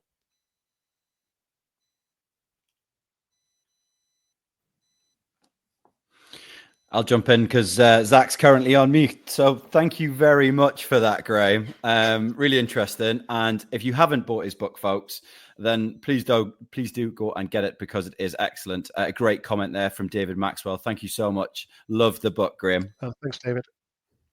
Thanks very much. And thanks for having me on. Good luck with the rest of the battle. I look forward to seeing how it pans out. Spoiler alert, somebody's going to lose. We'll let you decide, folks, quite who you think. Graham Callister from York St John University, author of Waterloo, The Attack of First Corps. Thanks very much for joining us. So, folks, we're going to go straight from one interview into another because we are joined by another very dear friend of the show, another partner in crime on the podcast. Dr. Luke Reynolds is joining us. Author, as his little thing at the bottom there says, of Who Owned Waterloo. Luke is an expert on the memory of Waterloo and lectures, as you're about to hear, over in the United States. And Who Owned Waterloo is an award-winning publication that we would thoroughly recommend. Luke, I'm going to dive straight in with one of the oddities, one of the unusual things that comes out of the Waterloo campaign, and something that is very popular amongst collectors. That's the Waterloo Medal. It's the first campaign medal issued to all ranks of the British Army. Mm-hmm. So that begs the question, how does it come about? But also, how symbolic was it in practical terms? Well, first of all, greetings, Zach and Liam. It's good to have the Three Musketeers back together after the Waterloo Live that we did. As you say, the Waterloo Campaign Medal is the first campaign medal issued to the British Army as we would recognize a modern campaign medal. It comes about for two reasons, and it's fundamentally two egos. The Duke of Wellington thinks that it's a damn good idea, and actually is the one who suggests it in the first place. And what he says in late June, early July of 1815 kind of goes. And the other is the Prince Regent, because the Prince Regent suddenly has the opportunity to have a medal with his head on it. He's been spending money with his father's head on it for years, and he wants his own. And he's going to get it eventually, but he starts out with this medal. So it's both of them working in collaboration to create this first campaign medal, and it is deeply symbolic. It actually plays a significant part in the sort of the people's psyche of making Waterloo overshadow the rest of the war. Because you have people that fought from 1808 to 1814 constantly, that faced almost every French marshal that was put down into Spain and Portugal, but who were not at Waterloo, because when that peace was signed in 1814, that army was broken up. Some of it was sent to the United States, some of it was sent to India. A lot of it was in mid-transit when Napoleon shows back up again. And so you have these regiments that have fought for 6 years who aren't at Waterloo and who are bare-chested. They don't get a medal. While those who were at Waterloo, even if it's their first battle, and it's the first battle for a lot of those soldiers, they have this medal that shows off that they were there. It's going to take decades for that imbalance to be corrected with the Military General Service Medal. To give you some idea of how long we're talking about, by that point, it's not the Prince Regent's head on it. It's not even George IV's head on it. It's not even George IV's brother. It's Victoria's head that goes on the Military General Service Medal. It takes that long. Luke, great to see you, and thanks for joining us. I want to sort of switch fire slightly here and look at, I think, what is one of the big problems with the way the story of Waterloo has been historically been retooled, and that's the downplaying of the Prussians. Now, you know, we talk about Wellington's role in instigating this medal, but how much of a role did he play in this downplaying of the Prussians? A significant one, Liam. He's fully aware that, you know, as he builds this reputation, that Waterloo is his crowning achievement, and he's going to have more elevation if he sort of pushes Blücher to the side a little bit more and a little bit more. He's also fully aware, I mean, he's playing the long game. He's fully aware that he's going to outlive Blücher unless something happens, right? Blücher is older. And so Wellington starts this campaign. Now, we talk a lot about the Waterloo Dispatch and all of that, where he does mention the Prussians. And that's partially because the man is shook up, right? He's never seen a field like this. And it's also because he's fully aware that he still needs the Prussians. There's diplomacy going on here. And Wellington, for all that he had an ego, was also a damn good person at a diplomatic table. So he knows what he's doing. But once that alliance starts to sort of calm down or even fracture, depending on how you want to see it, he has no problem in pushing the Prussians to the side. It starts almost immediately.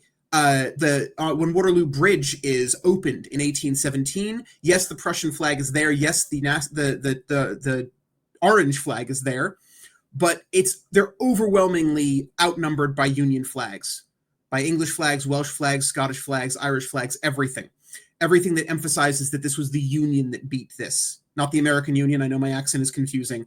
The British Union. And we see this in a couple of ways, right? Wellington commissions or helps commission a guy named Peenman to do a group portrait at the Battle of Waterloo. The thing is massive. It's in the Rijksmuseum in Amsterdam. I highly recommend anyone who visits sees the thing, because you really don't understand how big it is until you see it in person. It's at the end of the battle. It's over. That painting has British, Scottish, Irish, Welsh, Dutch, King's German Legion, and even French prisoners in it. It doesn't have a single Prussian in the whole thing, right? So from that point on, he's pushing them out, and he's going to, in his own way, patronize those places and those stories that elevate the British narrative above the Prussians. Luke, I'm really struck by what you're saying here, but I'm going to focus on something that Graham picked up in the previous interview, which was Siborne.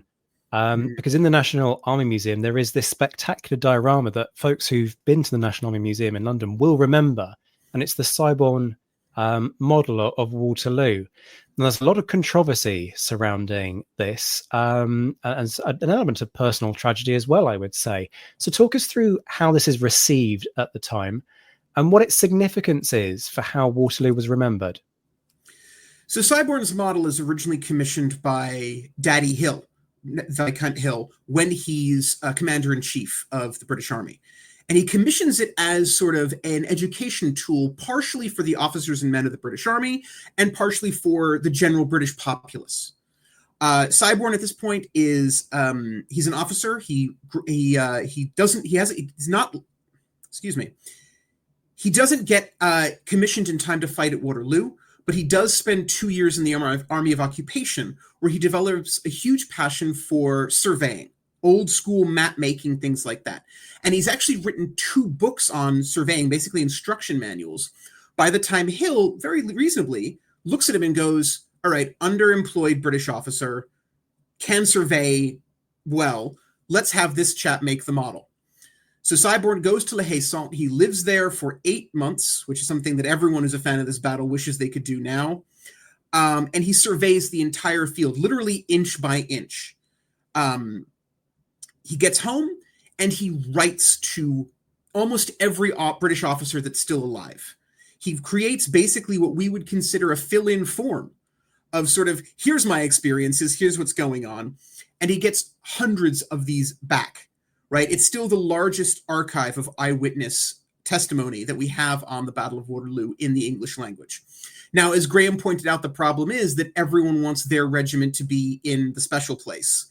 But overall, if you put them all together, and Zach, you and I know this, and Liam knows this, and our listeners know this, that's the whole point. Every eyewitness is going to be slightly flawed, but if you aggregate them enough, you get an idea of what's going on.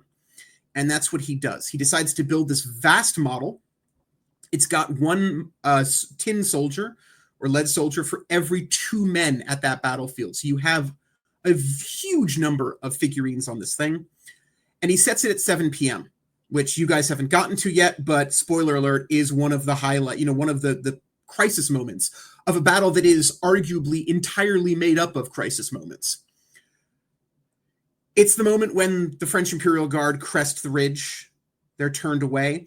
But by that point, the Prussians have also overrun Papelotte, right? They are moving in. They are threatening. They're on the battlefield. They are already the hammer to Wellington's allies' anvil, and the poor French are stuck in the middle of it.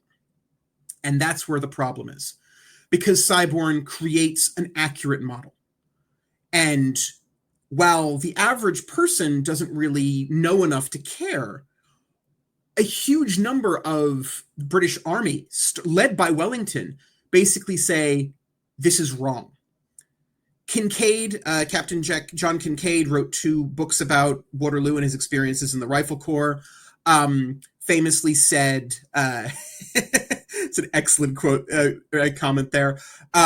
Basically said, wrote to Siborne and basically said, your model gives a power equal share of the glory when they did not experience equal share of the conflict.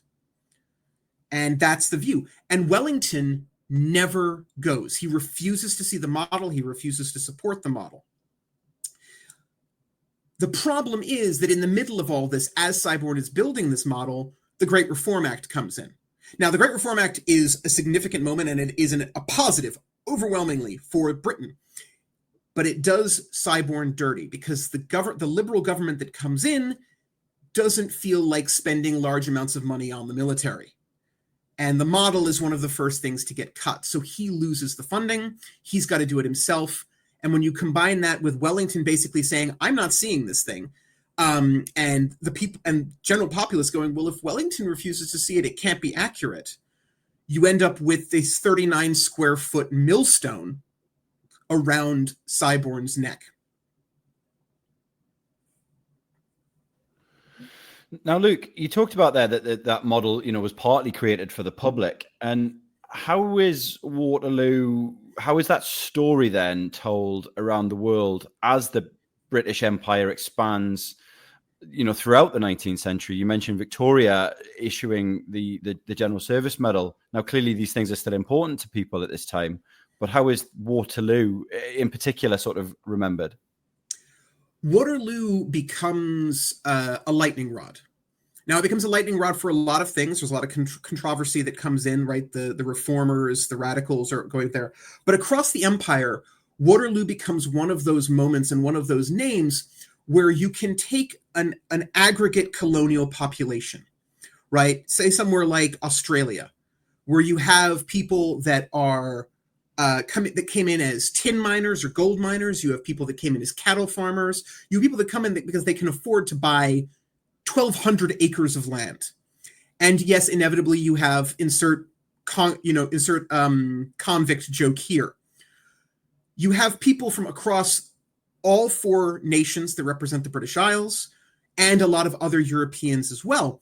And Waterloo becomes one of those moments where you can remind everybody that you're all British. And crucially, reading between the lines, you're all white, right? You're all European. And it allows the building of a British national identity that overlays a Scottish, an Irish, a Welsh. The best way I've ever found to describe it is, you go to high school, you go to college with hundreds of people. And there are people that you will hate and people that you will love. But most of the people you're never really going to talk to that much. But if you run into someone 10, 20 years down the line in a different country that went to your school, that was in your class, even if you weren't friends with them, you're probably going to have a drink with them because you've got that connection. Waterloo provides a British version of that. Luke, unfortunately, we're going to have to cut you short there. As fans of the podcast will know, we could talk to you for hours about this and have done on the show. So if you want to hear more from Luke, please do check out our back catalogue on the Napoleonic Wars podcast. But for the moment, Dr. Luke Reynolds, author of Who Owned Waterloo, thank you so much for joining us here on Waterloo Live. It's been a pleasure. Thank you both for doing this. And please support the NRWGC. As a trustee of it as well, I'm completely unbiased in this. Thanks very much there to Luke. And it's a good point at which we can just reiterate that plug, folks, that for every like that this stream gets, we are donating £1 to the NRWGC. And if we reach 200 likes on the stream, we will double whatever the final total is. We're currently at somewhere around 55, which means we've got a bit of a way to go, but we're still on air for another couple of hours. So there's still time, folks, but please do your bit, share the stream, like the stream. And if you're enjoying this content, bear in mind that if you subscribe, you can find more content like this. But we're going to turn to a little bit of an update because, as you've been hearing, La Haye-Saint is at the focal point of a crisis at this moment of the battle. Now, La Haye-Saint, as we discussed at the start of the stream, is one of 3 forward positions that Wellington occupies. This particular farmhouse is occupied by men of the King's German Legion, specifically the 2nd Light KGL, under the command of Major George Baring. Now, at 5 o'clock, when we came on air, the barn itself had been set alight. The gate hadn't existed for the entirety of the day, the reason being it had been destroyed the night before. The troops hadn't known they were about to fight a battle the following day. They needed firewood. It was a wet night. They wanted to dry out. And so they hacked down the gate, which is something that I imagine they might have regretted the following morning when they were told, no, you need to defend this place. A nice gate might have helped substantially with that. Now, for much of the day, there's a struggle for these guys, and it's not so much in terms of numbers, it's in terms of ammunition. They don't have enough ammunition to go around because they face essentially 3 attacks over the course of this. And it's a testament to their hardiness and their bravery that they will fire every single round that they can find and then fight their way out with bayonets. There's no preemptive withdrawal. Let's keep a few rounds in the pocket and see if we can kind of use them to fight our way out. They fire everything. They strip cartridges from their dead comrades, and then they fight their way out with bayonets. And when they muster back on the ridge, they've suffered 90% casualties. Just consider that. 9 out of every 10 men either killed, wounded, missing, or a prisoner of war. Now, between 5 and 5:30, so from the time when we first came on air, they did get some reinforcements in the form of some Nassauers. And again, this emphasizes how Wellington was prepared to trust these 4 positions to a multinational force. In some respects, he doesn't have a choice. He doesn't have the British troops to go around. Am I right, Liam? Because if we think about that deployment structure, he puts his Peninsular Division, his most experienced troops, kind of in that left wing of the army, so to the east of the highway, and kind of uses them to prop them up. So really, when it comes to defending these 4 positions, you've got to make use of that multinational element. Yeah, exactly. And I think it's diplomatic in the sense that he needs to show that he is committed to supporting his multinational army, right? Like, if all he does is rely on British troops and sort of marginalizes the sort of Dutch, Belgian, the other allies, it's not going to look good afterwards, particularly if things go badly. But also, you talk about that sort of the propping them up. You know, Wellington was keen to have dare I say, greener troops from different nations. Bearing in mind, there's still quite a lot of green troops in redcoats as well. And he's using that kind of that mix to, I guess, mutually support each other, right? You know, he's using mixed brigades or certainly brigades, neighboring brigades that are mixed in order to sort of gain a bit of strength from each other, I think. Yeah, I mean, that trust element ends up being really key, but also, like, these guys have got a job to do. And I think that's one of the things that comes through very strongly from this. For all the concerns about all these guys have served in the French army in some cases, obviously not in the case of the KGL, but the Dutch Belgians, they fight hard, and they're going to be key to defeating the Imperial Guard, as we're going to discover in about an hour's time. Now, the farm faces a third assault at 6 p.m, so that assault has kind of petered out by now, and the farm has literally fallen as we're talking through this. And the Prince of Orange, again, is going to rear his head at this point. We've talked before about Orange at Quatre. He'd ordered the 2nd Battalion 69th to form into line just as they get hit by cuirassiers. Now, seeing La Haye-Saint thoroughly pushed by the French, I'm trying to remember which division is involved in this attack. It will be one of D'Erlon's divisions, I believe, that's involved in it. He orders forward the 5th and 8th King's German Legion line battalions to try and sweep away this French assault. Now, that sounds great, except that there are cavalry lurking in some dead ground. Now, we can't know that dead ground and what it looked like, because that section of the battlefield from the Lion's Mound to the main highway and down as far as La Haye Sainte has basically been scooped up and stuck into what is now the Lion's Mound. So we don't know the contours to be able to assess this, but the 8th KGL line basically get mauled by cuirassiers. The 5th managed to form square and pull back. Now, that's a moment in time, and you can start pinning and apportioning blame or not. Where Orange, for me, really gets or should be put through the ringer is over what happens next. Liam, do you want to talk us through that next phase? Yeah, indeed. And actually, I think this is probably one of the most emotional parts of the battle for me. Actually, it's just so poignant. So like you say, the 5th managed to form square and pull back in some semblance of order. Clearly these guys have seen their compatriots in the 8th take a bit of a beating. Now they withdraw back to the ridge. Orange decides that no, we are going to send we're going to send relief to La Haye Sainte. Omteda, take your men forward. Omteda's not particularly keen. He says, look, there is cavalry in the dead ground. If you do this, it's going to end badly for us. We should be forming square and potentially advancing in square. Let's be honest, it's doable. But he says that it's not a good idea. Anyway, the Orange basically turns around and says, look, if you don't do it, I will find someone who will. In which case, again, we talked about honor a few times already. Omteda doesn't want to let the side down, doesn't want to be disgraced. So he says, right, fine, no worries. I'll lead the 5th forward.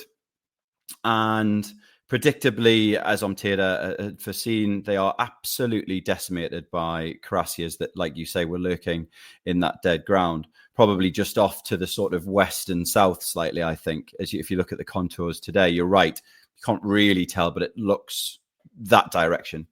And Omteda's last seen fighting for his life in the garden, and his body is later recovered. And it's just such a loss of life. The 5th KGL line are almost decimated to a man, aren't they? And it's one of those sort of microcosms of the futility of war and just people trying to make a name and trying to prove themselves, sort of, toxic masculinity on show in spades. And it could have been avoided, I think, sadly, and it was completely futile to start with. It was. You can understand the desire to step in and do something helpful from Orange's part. If you look at where his command is on a map of Waterloo, what you find is that basically they're everywhere. And there is a lot of speculation, and I'm a bit of a cynic when it comes to this. But incidentally, a lot of historians tend to agree with me and be similarly cynical about this. It kind of looks as though Wellington basically strung out Orange's command, so he couldn't really command in any particular part of the battlefield. The entirety, effectively, of the Allied front line at Waterloo consists of Orange's corps on a front that's about 3 kilometers, maybe 3.5 kilometers wide. What that means is that Orange shouldn't be able to go to any one place and do any significant damage. But this is significant. 2nd King's German Legion Light Battalion, the 5th and the 8th Line Battalions. These are veteran units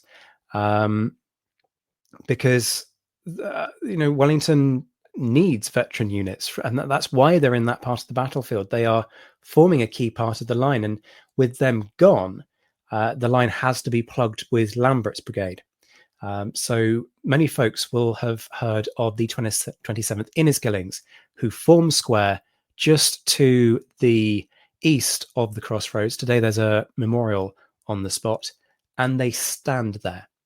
Now, because La Haye Sainte has fallen, the French are able to move up artillery so that they are very close to the Allied ridge, which therefore means as the Inniskillings are stood there in square, they are taking an absolute pounding. So severe is this pounding that at one point, one of the officers rides over, and he's quite a junior officer, I believe. It's something like a captain. And this is the guy who is now in command of the regiment because the other senior officers have been killed. And he basically says, I got so few officers left that I'm letting the sergeants command companies. And the commander of the regiment that he speaks to says, well, do you want us to lend you some officers, so that you've got some officers in command? And I think this says a lot about kind of regimental loyalties and the camaraderie within units. The captain says, "No, it's all right. I'm loath to deprive these sergeants of the opportunity to command their men." Now, it sounds like quite a modern concept, actually, that, I'm going to take the guys who have the experience with these guys, I'm going to give them that opportunity to lead. It's not something you necessarily associate with the attitudes of most officers, particularly in an age of aristocracy and aristocratic officers. It's not necessarily what you associate. So I think it gives us an insight really into how, particularly the 27th, must have worked in terms of that relationship between officer and certainly NCO. And the most staggering part of this story is that the 27th hold. Right now, 210 years ago, they are being pounded by French artillery, and they hold. They stand and they die in that square. They take 68% casualties, but they do not buckle. They basically hold that part of Wellington's line at this precise moment, 210 years ago, in order to make sure that the line holds. It's a staggering sacrifice. And I think it really brings home the importance of what we're trying to do this evening in terms of telling these stories and remembering the extraordinary feats of some of these guys, because that is heroism. Whatever you might think of the period, whatever you might think of the individuals involved, to stand there and do your duty and stand with your colleagues and friends as they're being shot to pieces is an incredible thing for any human being to do under any circumstance. Yeah, it's huge, isn't it? I think we just don't. It's so difficult for us to grasp the nature of warfare in this period visually. We see it in film and stuff like that, but everything that's coming at these guys on both sides of all nations is visible to them. They can see it coming. Generally, there's obviously the argument of artillery on the reverse slope, but it is killing on an industrial scale when you can see the person you are, you can see them, you can look them in the eye, and the emotion, I think, that just kind of gets skipped over, particularly for something like the 27th. That's an excellent story about the sergeants commanding companies. I think it also talks about the narrowing of that gap, of that class gap in battle. When you're being absolutely hammered by shot and shell, it doesn't matter how much money your dad's got in the bank, right? We need people to stand up, and we need people to take charge and to look after this battalion. And I think that's a huge indication of just how desperate things were for the Enniskillens. We've got a few comments coming in, folks. Please do keep commenting, posting your questions. We'll endeavour to answer as many as we can over the course of the evening. And as I keep saying, like the stream so that you can support the NRWGC for nothing. Alternatively, please just go and donate direct. Like if you'd like to donate, £2, £5, £10, maybe more, please do go and do that, folks. The link is ticking across the bottom of the screen, nrwgc.com/donate. Graham is continuing to join us, even post-interview, and says the story of Ompteder's nephews makes his fate all the more poignant, although some have said that Alton gave the order, Orange just refused to overrule it. And yeah, so this is the story that Ompteder has his nephew with him, quite a young nephew. We're not talking sort of a grown lad. And he leaves that nephew in the care of a brother officer in order to lead his unit forward personally. Now, there's a question mark over whether or not Ompteder needed to command personally and lead that unit forward personally, because he's in command of the brigade. So he could have probably let somebody else take the 5th line forward. But as you're saying, Liam, that honor element just wouldn't have allowed him to do that. So thank you for that, Graham. Mark Trowbridge, been dipping in and out since the start. Just wanted to say thank you. He's from Teesside, so apparently your neck of the woods there, Liam. And then Skip Smoyer is talking about another show on YouTube, the Waterloo podcast. We do like to spread the love here on the channel. He says that the Waterloo podcast have been reviewing British units one by one and going over prior experience, make of where the troops came from and what happens to some long after. And we're going to be covering a little bit more of that in a general sense when we interview Evan Wilson at 8 o'clock tonight. So more to look forward to. So please keep those comments and questions coming in, folks. We are now going to turn to another portion of the battlefield. We're going to Plancenoit. Now, let me just refresh your memories in terms of where that is on the battlefield as I bring up our satellite imagery. So if we come out, this is the area of campaign. You can see Ligny and Quatre, and then Plancenoit is here. So if you imagine that the French are engaging Wellington's army in the top, the area in the top of your picture, Plancenoit is in the right rear. If the Prussians can push through at Plancenoit, it enables them to push on to the main highway that leads back to Paris. That will basically cut the French line of communications, and then they can encircle Napoleon's army, destroying it in detail. So you can see the vision and why Plancenoit ends up being so important. Now, because it's the Prussian sector of the battlefield, and it is a little bit out of the way, it's slightly off the beaten track for those who are just going to do the main and easily accessible sites at Waterloo, it sometimes gets a little bit missed. So what we're going to bring up now is some drone footage from Plancenoit. You can just make out the steeple on the right-hand side of shot. Now, that church isn't the church that was there at the time, but it does become a focal point for the fighting. And this is the area over which the Prussians would have advanced. So in this particular section of the field, you would have had 16th Brigade from Prussian 4th Corps. At 4:30, 15th and 16th Brigade are on the battlefield, and they're sent in far, far earlier than Blucher wants. This force is 3/4 Landwehr.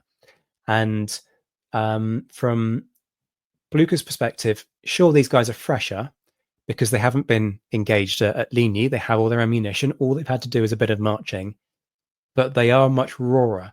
Effectively, when you look at the regimental distribution, there is one infantry regiment acting as a spine within each brigade, and the other 3 are Landwehr units. So you can see that, and the distribution of Landwehr to line regiments is much more pronounced in this corps than it is in others. So these are not the hardiest, they're not the veterans by any stretch of the imagination, but they are doing one of the most important jobs on the battlefield. And the reason they're sent in earlier than Blucher wants is because he takes one look at the area fundamentally in shot now. He can reach for a telescope and look at what's happening and see that the Allies are hard pressed, and he's concerned. That's the bottom line. He's not confident that Wellington's army can keep holding. So he has to take the pressure off and has to send in those 2 brigades earlier than he would have liked. Now, half an hour to an hour up the road, arriving between 5 and 5:30, are 2 more regiments. The 13th, again, deploys kind of in the northern section. So 13th and 15th would have been in this section of the field that the drone's traversing now. 14th is sent into Plancenoit to support the 16th. Now, these guys have been on the road since 4 a.m. It's taken a bit of a delay, partly because of the landscape, partly because of a fire that breaks out that kind of delays them. But they have been on the go for a long time before they're then thrown into this crucible. Liam, in terms of the state of these guys, at what point does adrenaline kick in, I guess? You know, when you've been on the road for 12 hours, and you're then sent into a battle, at this point, does nothing matter? And, you know, you've got a job to do, let's go. And the adrenaline takes over, or does that have an impact on your capacity to fight? I think the guys would be suffering from fatigue of a kind that we just can't relate to. I think in terms of adrenaline, you'd probably have spikes at various points during the day. You know, those initial movements, the sight of the fire in Wavre, those sort of we're off to battle, where we're taking it to the French. Those sorts of moments that would die off as the day went on. But I think it's really important to remember at this point, they can hear the battlefield. They can hear what's happening at the ridge at Mont Saint-Jean. And every step forward, yes, I know it's broken ground and some of the ground is difficult. Every step, those guns are getting louder and louder and louder. So the sort of anticipation, and I think the anticipation would keep them going, I think. and it would take a pretty steady hand, I'd say, from officers and NCOs to sort of keep the guys in check. I mean, you know, that they're not going to be running around like headless chickens, I wouldn't have thought, but just keep everyone on task, keep everyone focused. We keep moving, we stay together, that sort of thing. To get them to within range of the battlefield, as in within sort of deployment range of the battlefield, I mean there. And at which point, I think, like many soldiers going into battle, the kind of the feet aren't sore anymore. The pack doesn't feel heavy. It's adrenaline, and it's tactical awareness, and it's self-preservation. For officers, it's that sort of tactical, strategic, you know, processes that are going on. So I think by the time that these guys are deployed, they're fresh as daisies.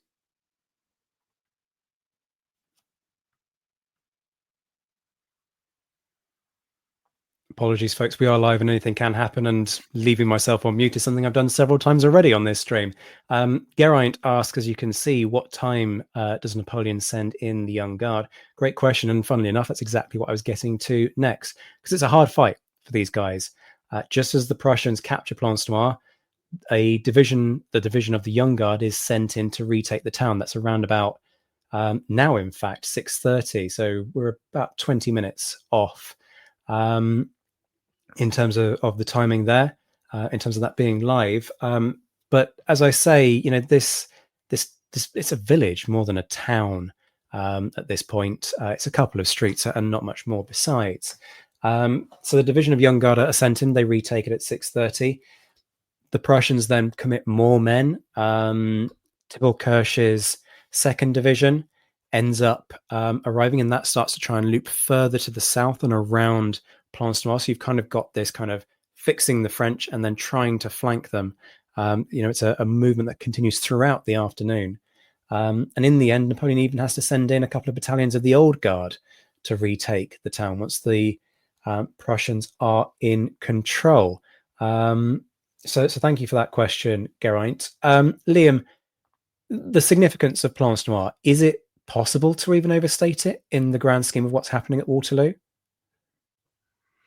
Oh, absolutely not. I mean, it's everything, isn't it? You don't have what happens at on the ridge without what happens at Plancenoit. And yes, it's almost, I think with our hindsight heads on, it almost happens at the perfect time. You know, it's that, I know there's infantry, but it's that cavalry arrival. It's just in time to save the day when Wellington's being so pressed with the fall of Haye-Saunton. But yeah, it's everything. I think it's a very different battle, and like we've said before, you know, the whole strategy of the campaign is set on this moment. Now, folks, we've talked about the Prussian contribution. We've talked about La Haye-Saunton. I do want to talk about another of the most famous focal points of fighting, which, you know, the bulk of the fighting is probably done for them by this point. But nonetheless, it's really important in the context of the story, and that is at Hougoumont Farm over on the western side of the battlefield. And this drone footage taken, as you can see, at dawn actually gives you an indication of the scale of the much wider complex. All too often, people focus on the farm itself, which is understandable because that's what remains today. But in 1815, we're talking about a much bigger complex, probably about 3 times the size, particularly extending to the south. It's an old complex. It was old even before Waterloo. It had been garrisoned briefly in Marlborough's day. There are 4 gates, a lane to the north for resupply, but crucially, there's a wood to the south and an orchard to the east. So as I say, about triple the size. Now, in terms of the garrison, we tend to talk predominantly about the Coldstream Guards, who are famous for the closing of the gate of Hougoumont. The Coldstreams do like to talk about how they are the defenders of Hougoumont, and rightly so. They play a key role. But again, I just want to bring in that multinational element into the story, which I think gets pushed to the sidelines all too often, because without taking anything away from the contribution of the Coldstreams, they're not the only ones there. So initially, in terms of that garrison, you've got the light companies of 2nd Battalion 1st Guards, who are in the orchard, the light company 3rd Battalion 1st Guards, again in the orchard, light company the 2nd Battalion 2nd, i.e. the Coldstreams, in the building in the garden, light company of the 2nd Battalion 3rd Guards, that's the Scots Guards, in the lane to the west of the building. Then you've got the 1st Battalion 2nd Nassau Infantry in the woods, the orchard, the garden, and the building. So literally strung all over the place, creating a kind of spine for that initial garrison. You've got the 1st Company of the Feldjäger Corps, which is a Hanoverian unit in the wood, and 100 men from the Lüneburg-Grubhagen Light Battalion, another Hanoverian unit also in the wood. So even the initial garrison is not just a case of, look, let's just stick a battalion of guards in Hougoumont and the problem's solved. It's a big complex. It requires a lot of guys, and the guards are not initially committed in substantial numbers there. Now, that changes over the course of the day because the reinforcements that get sent in include 7 companies of the Coldstream Guards. They also include, who are deployed to the building and the garden. It also includes the entirety of the Scots Guards. And having spoken to some Scots Guards veterans, I know they do ever so slightly resent that the Coldstreams kind of annex and claim Hougoumont as their own, when they kind of feel quite rightly that they deserve some of the credit, because they do. They're in the orchard. But you've also got the 2nd Line King's German Legion and 3 light companies of King's German Legion in the orchard. You've got the Salzgitter Landwehr Battalion, a Hanoverian Landwehr unit in the orchard. And you've also got the Brunswick Advance Guard Battalion, Light Battalion, and 1st Light Battalion. So this is a multinational force. Again, pointing, Liam, to what we were talking about earlier, about the multinational nature of this defense. In terms of these other guys not getting the mention, do you think part of the issue is that the guards are the guards? They've got incredible PR, and a lot of these other units kind of disappear over the course of the next 200 years.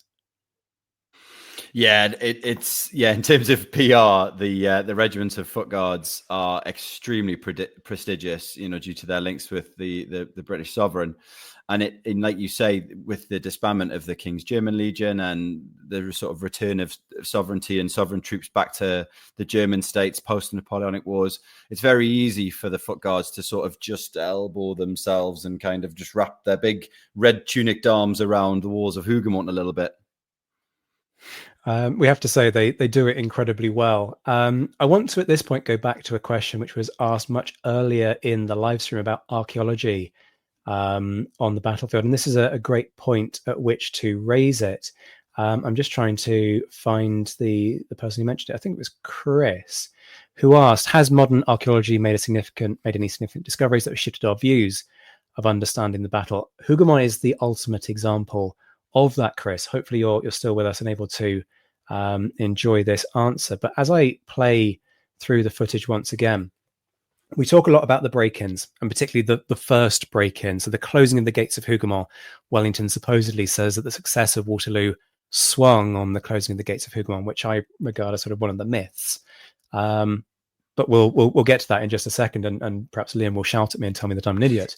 But what we found through archaeology and through some very forensic, actually, analytical work in the sources is that there are multiple break-ins. One, in that section of the doorway, actually, that you can see, there is a door that leads into the complex. And as troops are escaping the chateau, of which very little remains because it burns down, all that's left is the chapel that you can see as that lonely grey slated slate roof building with the pointy bit on the top. That's the chapel. That's all that's left. As the guys garrisoning the chapel, the chateau, evacuate, they run straight into some Frenchmen who have found their way in through this door, and so they're able to mop that up very quickly. Another break-in isn't really a break-in of sorts. It's when some artillery fire ends up hitting the south gate, which is about to come into shot right now. You'll just be able to see it behind that tree over on the right-hand side of shot. There it goes. But because the French aren't expecting it, it's not an aimed shot. They're able to just reseal the gate. But crucially, by doing some archaeological work, they found that not only can they find concentrations of musket balls in terms of fire coming in, they've also found musket balls going out, which is particularly significant when they found Allied caliber musket balls, because there are different calibers for the French versus the Allied muskets. They found Allied musket balls around some of the walls on the interior of the complex, which means that at various points there have been concentrations of fire as the French have started to get over the walls and get inside the compound, and detachments have leveled their muskets and fired volleys to deal with those break-ins. So we now know that there are multiple points over the course of the battle where there are multiple break-ins and times where the French do manage to get over the walls, despite what we know about Victor Hugo's killing ground, which is another of the famous ones in the Waterloo story. But Liam, just ever so quickly, before we move on to our next segment, the closing of the gates of Hougoumont being the thing upon which the success of Waterloo swung, where do you stand on that debate? Hougoumont important because it's there, and Wellington thinks it's important, and Napoleon thinks it's important. So it is important. I don't think necessarily the fate of Europe was hinged on those north gates. I think that had the French taken Hougoumont, you'd like to think that at least some of those troops that you detailed would have withdrawn to the ridge, and the ridge itself is still an obstacle. The broken ground to the west of the ridge is still an obstacle. There's still a lot for the French to do at this point. So I don't think it's necessarily been overplayed because Hougoumont is important, but it's let's be honest, I think it's not the battle in a nutshell, is it? No, it's not. I always describe Hougoumont as a siege within a battle, and it's not that it's cut off, because it's not. You know, the fact that you can get reinforcements in is significant in itself. But it is one chapter of a much wider story. And we've been talking about d'Erlon's attack, for example. If d'Erlon had managed to break through, holding Hougoumont wouldn't have been the be-all and the end-all. Historian Charles Esdale has tried to sort of make the case that even if the French had taken Hougoumont, it wouldn't have made any difference. Now, personally, I don't quite agree, because of this obstacle nature of it. And if that obstacle is prickly, that just causes you to pause tactically. And as you say, Hougoumont matters because it's there and because it does suck in the vast majority of Ray's Corps, Second Corps. This is half of the army that's deployed initially at Waterloo. So a huge proportion of that force gets sucked in. Had that not been the case, had the French taken it, then actually there might have been infantry units to spare that could have supported Ney's cavalry attacks. And I know we're getting into ifs and buts and counterfactuals, but it just kind of underlines that if Hougoumont doesn't remain garrisoned, then there are other options for the French. But that's not to say that you take that argument too far and say that it all swings on Hougoumont, because for me, with the best one in the world, it just doesn't. Folks, please keep the comments and the questions coming in. Thank you to everybody who has liked the live stream so far. I know I keep saying it. I make no apologies for doing so again. For every like that this stream gets, we will donate £1 to the Napoleonic and Revolutionary War Graves charity, a fantastic organisation that seeks to restore veteran graves and turn them into local sites of memory, as well as burying disinterred veterans. The reason that I plug it at this point is because we are about to talk about why Waterloo matters. And you may have, if you're following sort of the charity and also our social media, you may have seen that the charity made headlines earlier this week with the cleaning of the grave of a very significant and very famous Waterloo veteran. Before I show you the outcome of that cleaning process, here's effectively one that I made earlier. Before I started that cleaning, I went to visit the grave of Sergeant William Lawrence, whose autobiography is one of the iconic and most famous accounts of the Peninsular War and the Waterloo campaign, and is incredibly visceral. Lawrence is sent to the colours eventually during the course of the battle when his battalion, the 40th, is coming under fire, and they've run out of ensigns to hold the colours. He says himself that it was a job that he didn't much like. He'd seen many men cut down over the course of the day, and he describes very graphically, actually, you know, the fact of what happens to some of these guys around him, stood literally beside him as they get hit by French cannon fire. Now, Lawrence is one of the lucky ones. He makes it home after the war. He buys an inn and runs it with his French wife, Clotilda. But whilst I was at the grave, I shot a little segment before the cleaning began on just why Waterloo actually matters? Sometimes people say to me, Waterloo doesn't matter. Napoleon was going to be beaten, and besides, Waterloo couldn't have happened if Napoleon hadn't failed in Russia. Both of those comments are true, and there is no doubt that the significance of Waterloo has been overstated. We can thank the British for that. They were so proud of the part that they had played in Napoleon's final defeat that the British propaganda machine went into overdrive, building hype around the battle and its impact. But that doesn't mean that the battle wasn't important. Yes, Napoleon's final defeat was coming, and for sure, whichever battle ended up being the Emperor's last was bound to go down in history. But that's exactly the point. Waterloo is partly important because it was the final chapter of the Napoleonic Wars. Not the last battle for sure. There were other smaller clashes when the Allies invaded France shortly after Waterloo, but it was Napoleon's last. And as the guns fell silent at Waterloo, it was clear that Napoleon could not hope to return to his former power, and it was only a matter of time before he had to give up, ending almost a quarter of a century of conflict for the final time. The fact that Waterloo was that battle made it mean that it does matter. But on a more human level, I'm never comfortable with the idea that a battle doesn't matter.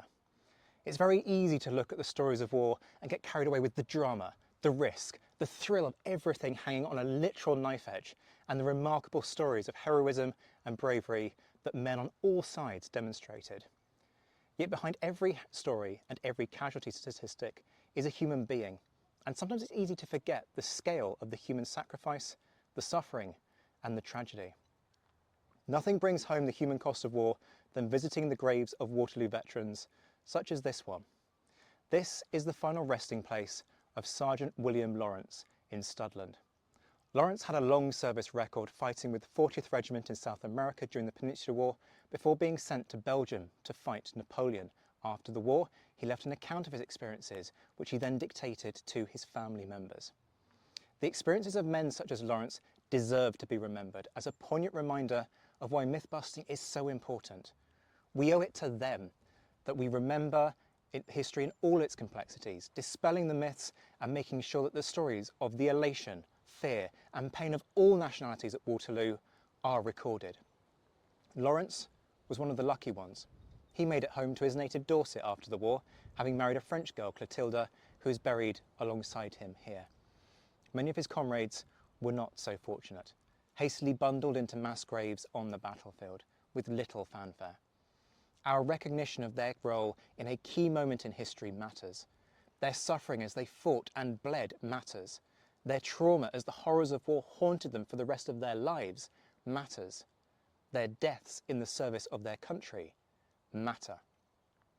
Waterloo may be one of the most famous and most misunderstood battles in history. It may have been mythologized and dramatized and molded to fit all kinds of propaganda. Yet at the heart of the story, of the grit and the gore, of the loyalty and the loss, of the service and the sacrifice, is these men's experiences. Waterloo has been remembered for 200 years and will be for 200 more because it is such a human story. And being honest with ourselves about what these men did and experienced could not be more important.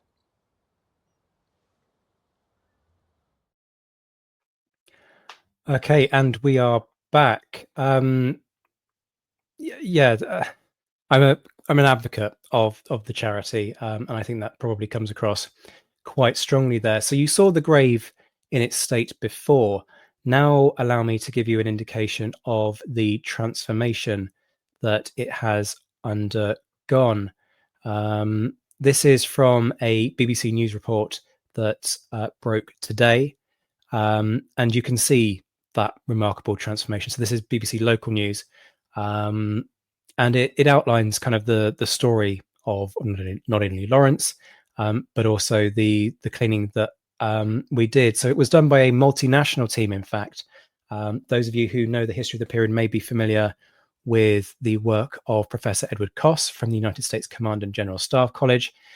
He was a trustee of the NRWGC for a time. He was involved in the second stage of cleaning, and you can see a representative from a veteran of the US Army there, Command Sergeant Major Macmillan. And it was a real privilege to stand at the graveside of Lawrence and reflect on his service, and also sort of talk with particularly Ed, who's an esteemed expert in the history of this period, about that service and the experiences of these soldiers, but also to talk to Command Sergeant Major Macmillan about his experiences. And it's very striking that when I talk to people about the work of the charity, actually it's the veterans who get it most, and the veterans who feel it the most keenly. And they're often quite appalled, actually, that it's not simply dealt with in the same way that veterans of World War I and World War II are, in the sense that that coverage is universal. You know, it takes an organization like the NRWGC to come along and go, no, hang on a minute. Lawrence matters.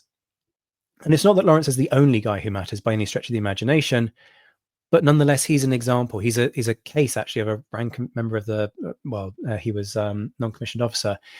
He's a NCO who actually has a grave. A lot of them don't, which actually makes the need to preserve that grave all the more important. Yeah, it really is. You know, we look at some of the most sort of famous, dare I say, rank and file soldiers from the period, people like Edward Costello from the 95th, you know, practically a household name for anyone who even has a thimble full of love for the period.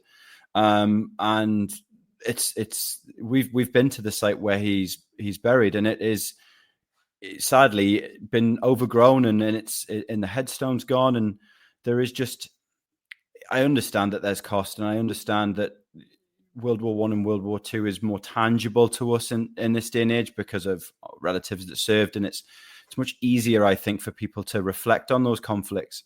But for me personally, it's no less important.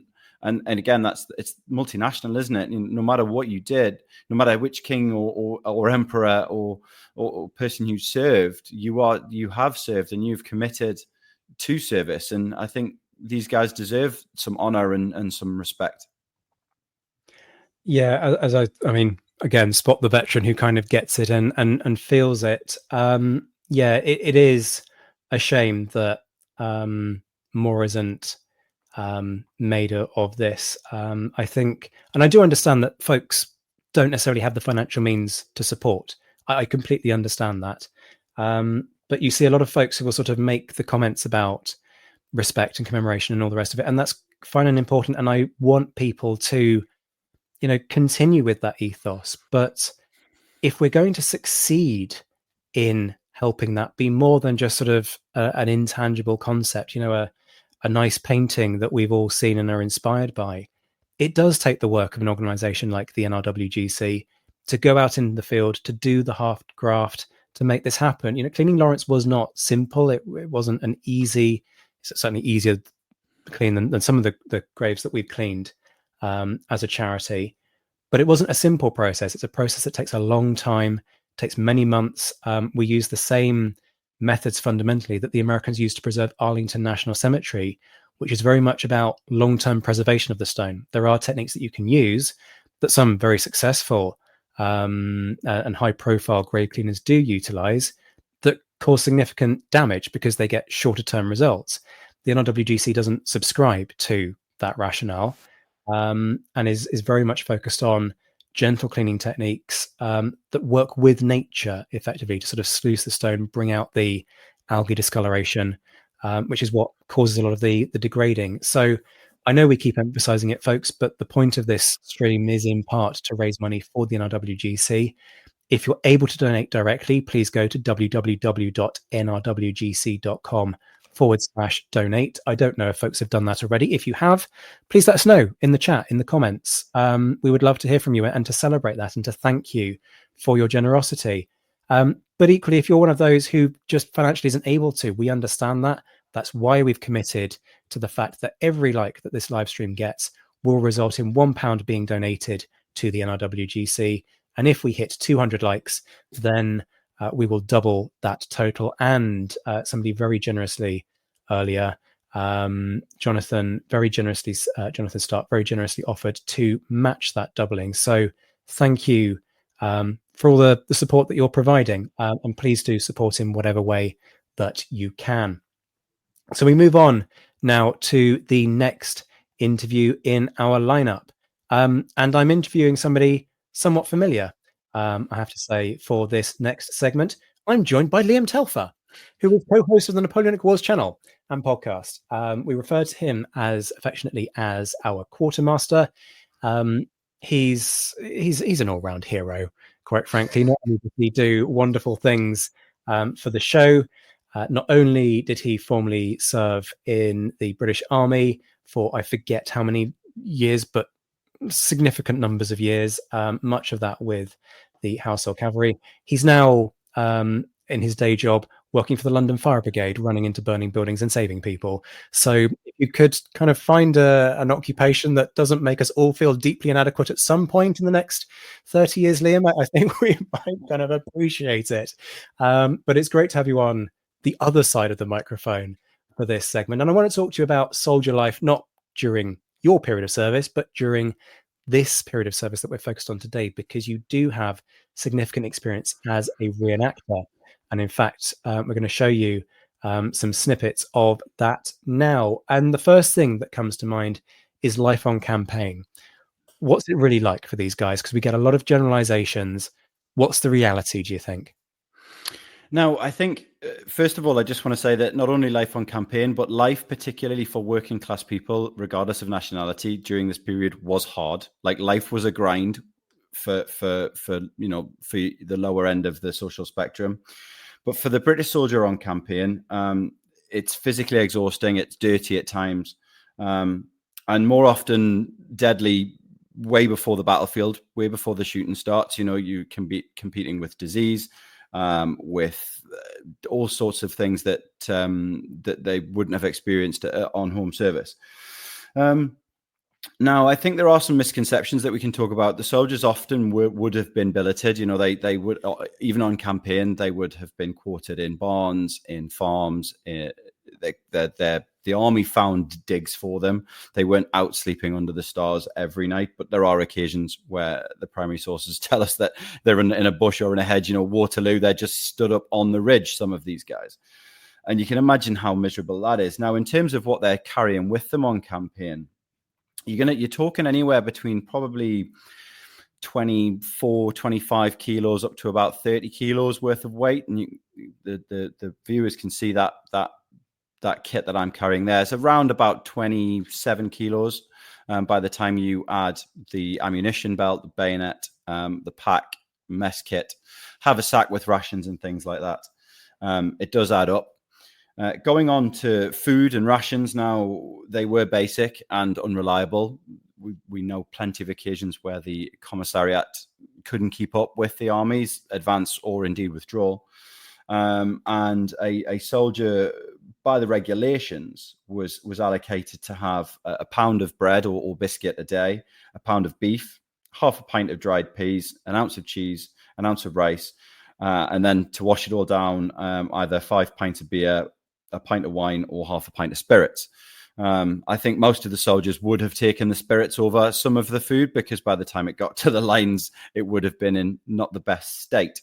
And we know that it wasn't. You talked about Professor Ed Koss's work. He does some excellent work in the Soldier Compendium that talks about how rations weren't nutritionally sufficient in terms of their calories to keep soldiers going. So it would have been a case of pilfering and finding food where they can.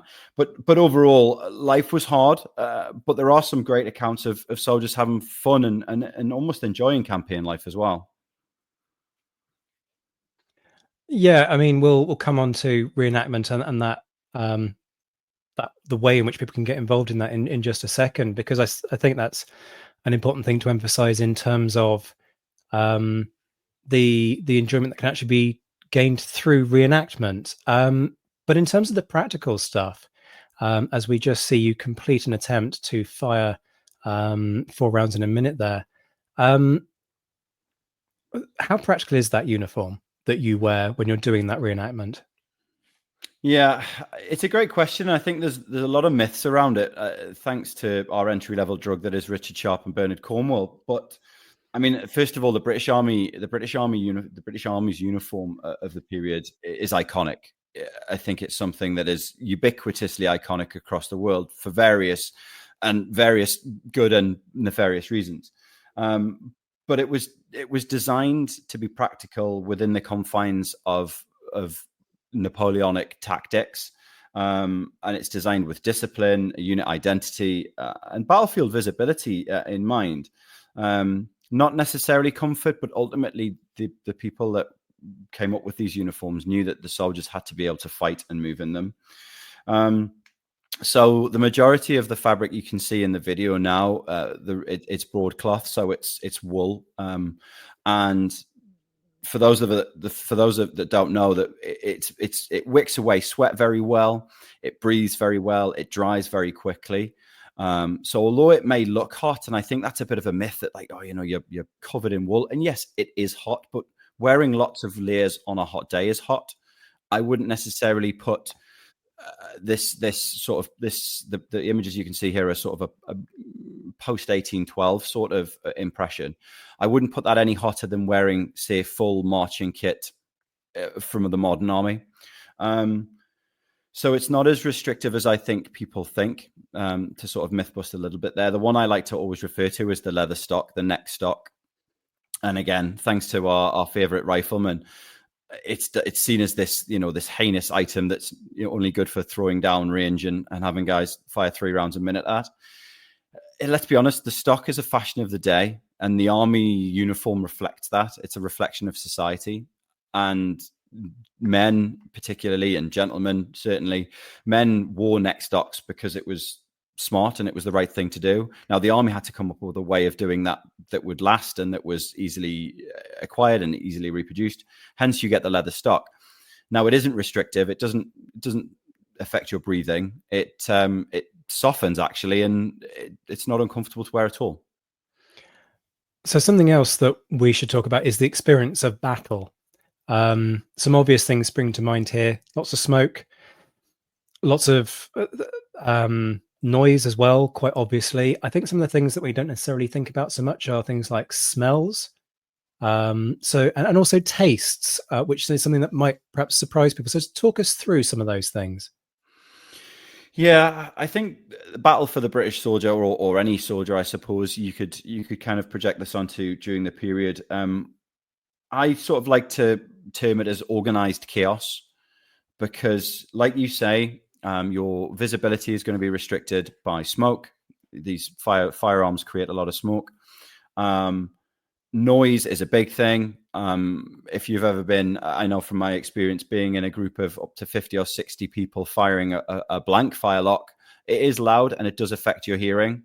If you're doing that in a group of, upwards to 600, 700, 800 with other people either side as well, other groups either side, it is going to affect your senses, and I think also your sensibility as well. You know what it's like when you've had a sort of bump on the head, and it kind of almost like a little bit dreamy, and it affects your hearing and your sight and your smell. And I think that's kind of how it would be. It would almost be a buzz of just sort of sensory overload. And you mentioned taste there. It's really interesting because gunpowder is salty.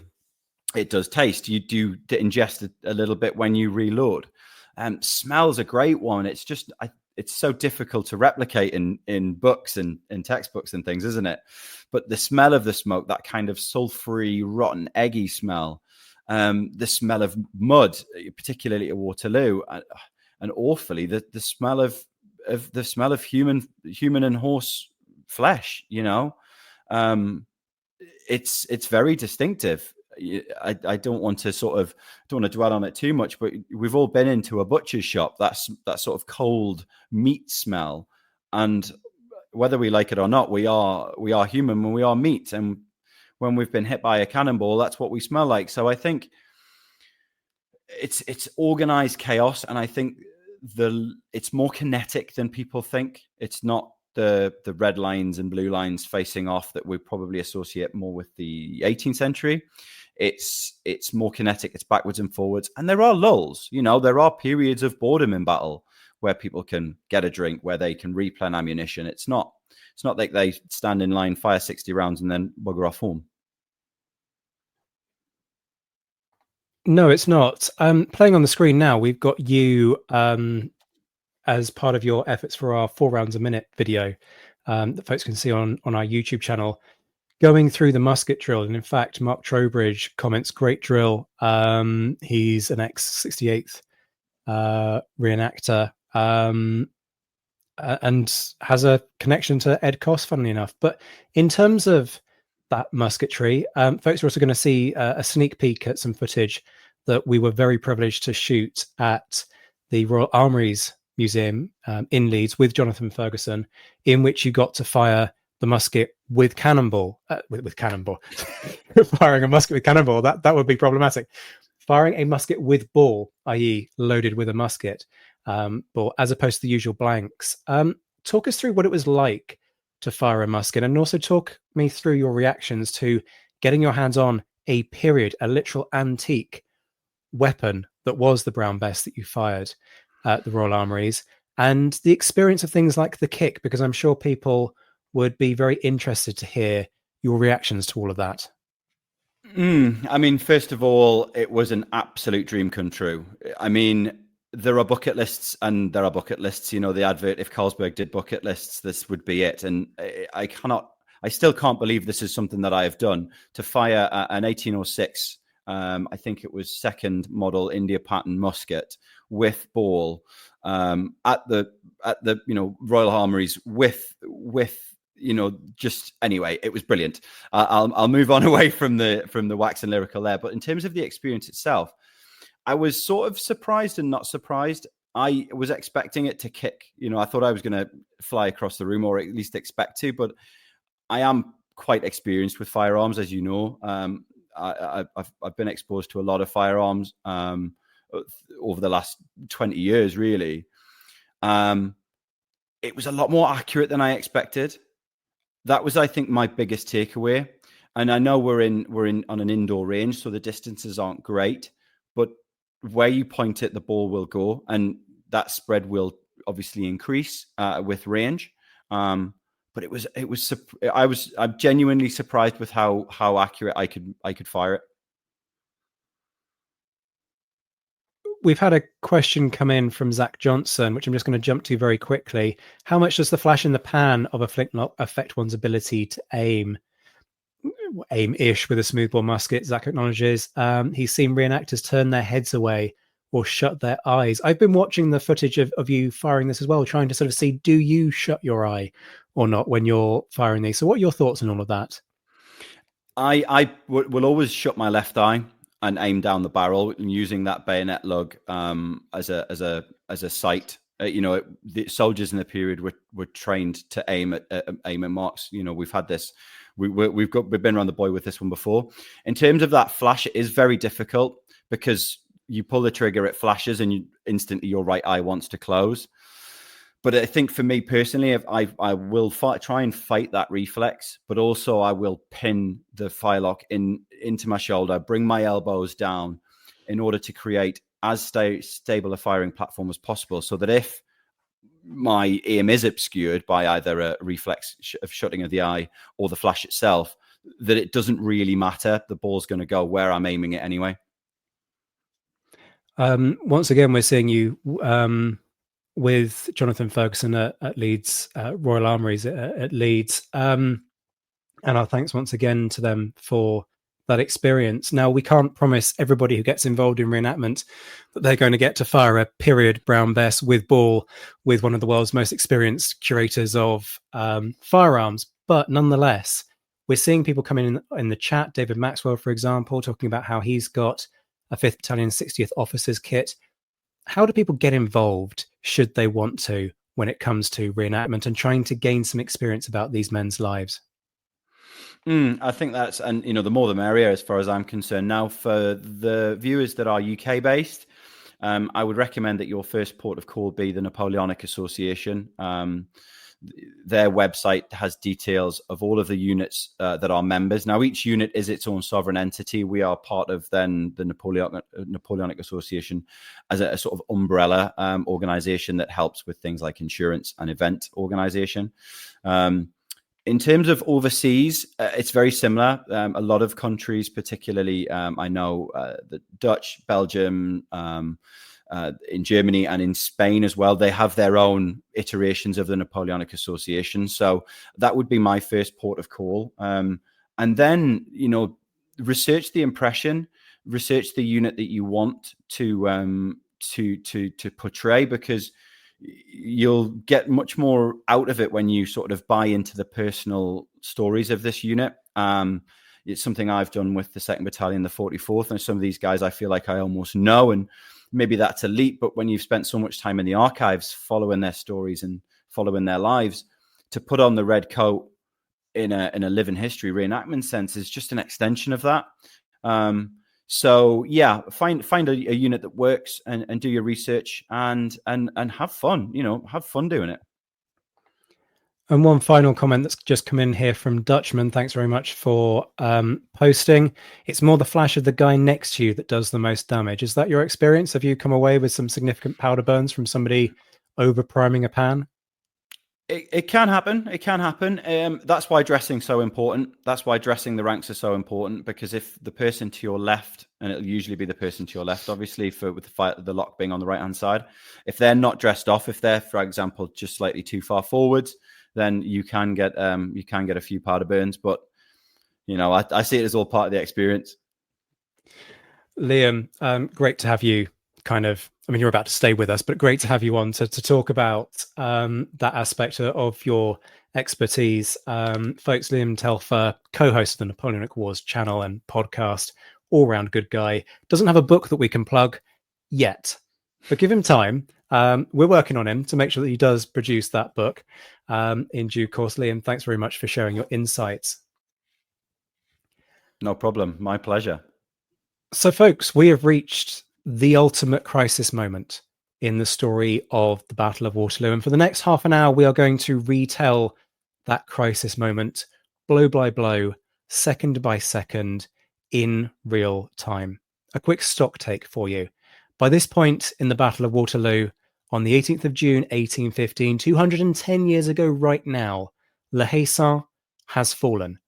Papelotte, the other breakwater out on the eastern side of the battlefield, has also fallen. 2 out of those 3 breakwater farms have now gone. Wellington's line is wide open, and whilst the Prussians may well be pressing at Plancenoit, aiming to encircle Napoleon, aiming to cut off his route to Paris, Napoleon has one final desperate roll of the dice that he will utilize over the course of the next 30 minutes. The 27th Inniskillings are literally dying in square trying to hold the crossroads. Wellington's heavy cavalry has gone thanks to their overcharge and overextension earlier in the day. There's some light cavalry left for sure, but Wellington's line is suffering badly from attrition. It's been under fire at this point for nearly 7 hours. The Prussians, of course, are arriving, and that is helping. The 1st Brigade of 1st Corps, that's Zieten's Corps, are arriving to the north of Papelotte. The Battle of Plancenoit continues. The church burns down around the soldiers as they fight inside it, frankly refusing to give up what they see as a crucial point within the context of the battlefield. Bulow's men have been forced out by 2 battalions of Napoleon's Old Guard, but they're attacking again. They're coming in from multiple angles. The village is now occupied by 11 Guard battalions. You've got troops from Lebeau's corps in there. So where is this pressure going? Who is going to crack first? Where is the pressure at its fiercest? This is the crisis moment, and Napoleon knows this. Napoleon is a veteran of so many of these battles. He is the ultimate example during this period of somebody who can judge that moment of when to break the enemy. And so he tries to do precisely that. He commits the Old Guard. The Old Guard who have a fearsome reputation. These are the guys who supposedly have never been beaten. They are the oldest in this case because he sends in the middle and old guard. These are the veterans, although actually the quality has been watered down for the Waterloo campaign. But it's the reputation that matters. Nobody's sitting there on the Allied side and going, oh yeah, no, Napoleon's Guard, we don't need to worry about them on this occasion because they've reduced the criteria. This is it. You are facing the Emperor's best, and you know it. You see them march across the valley, 10 battalions advancing in 3 waves. And actually, that ends up becoming part of the problem. Because they are split, they are not cohesive.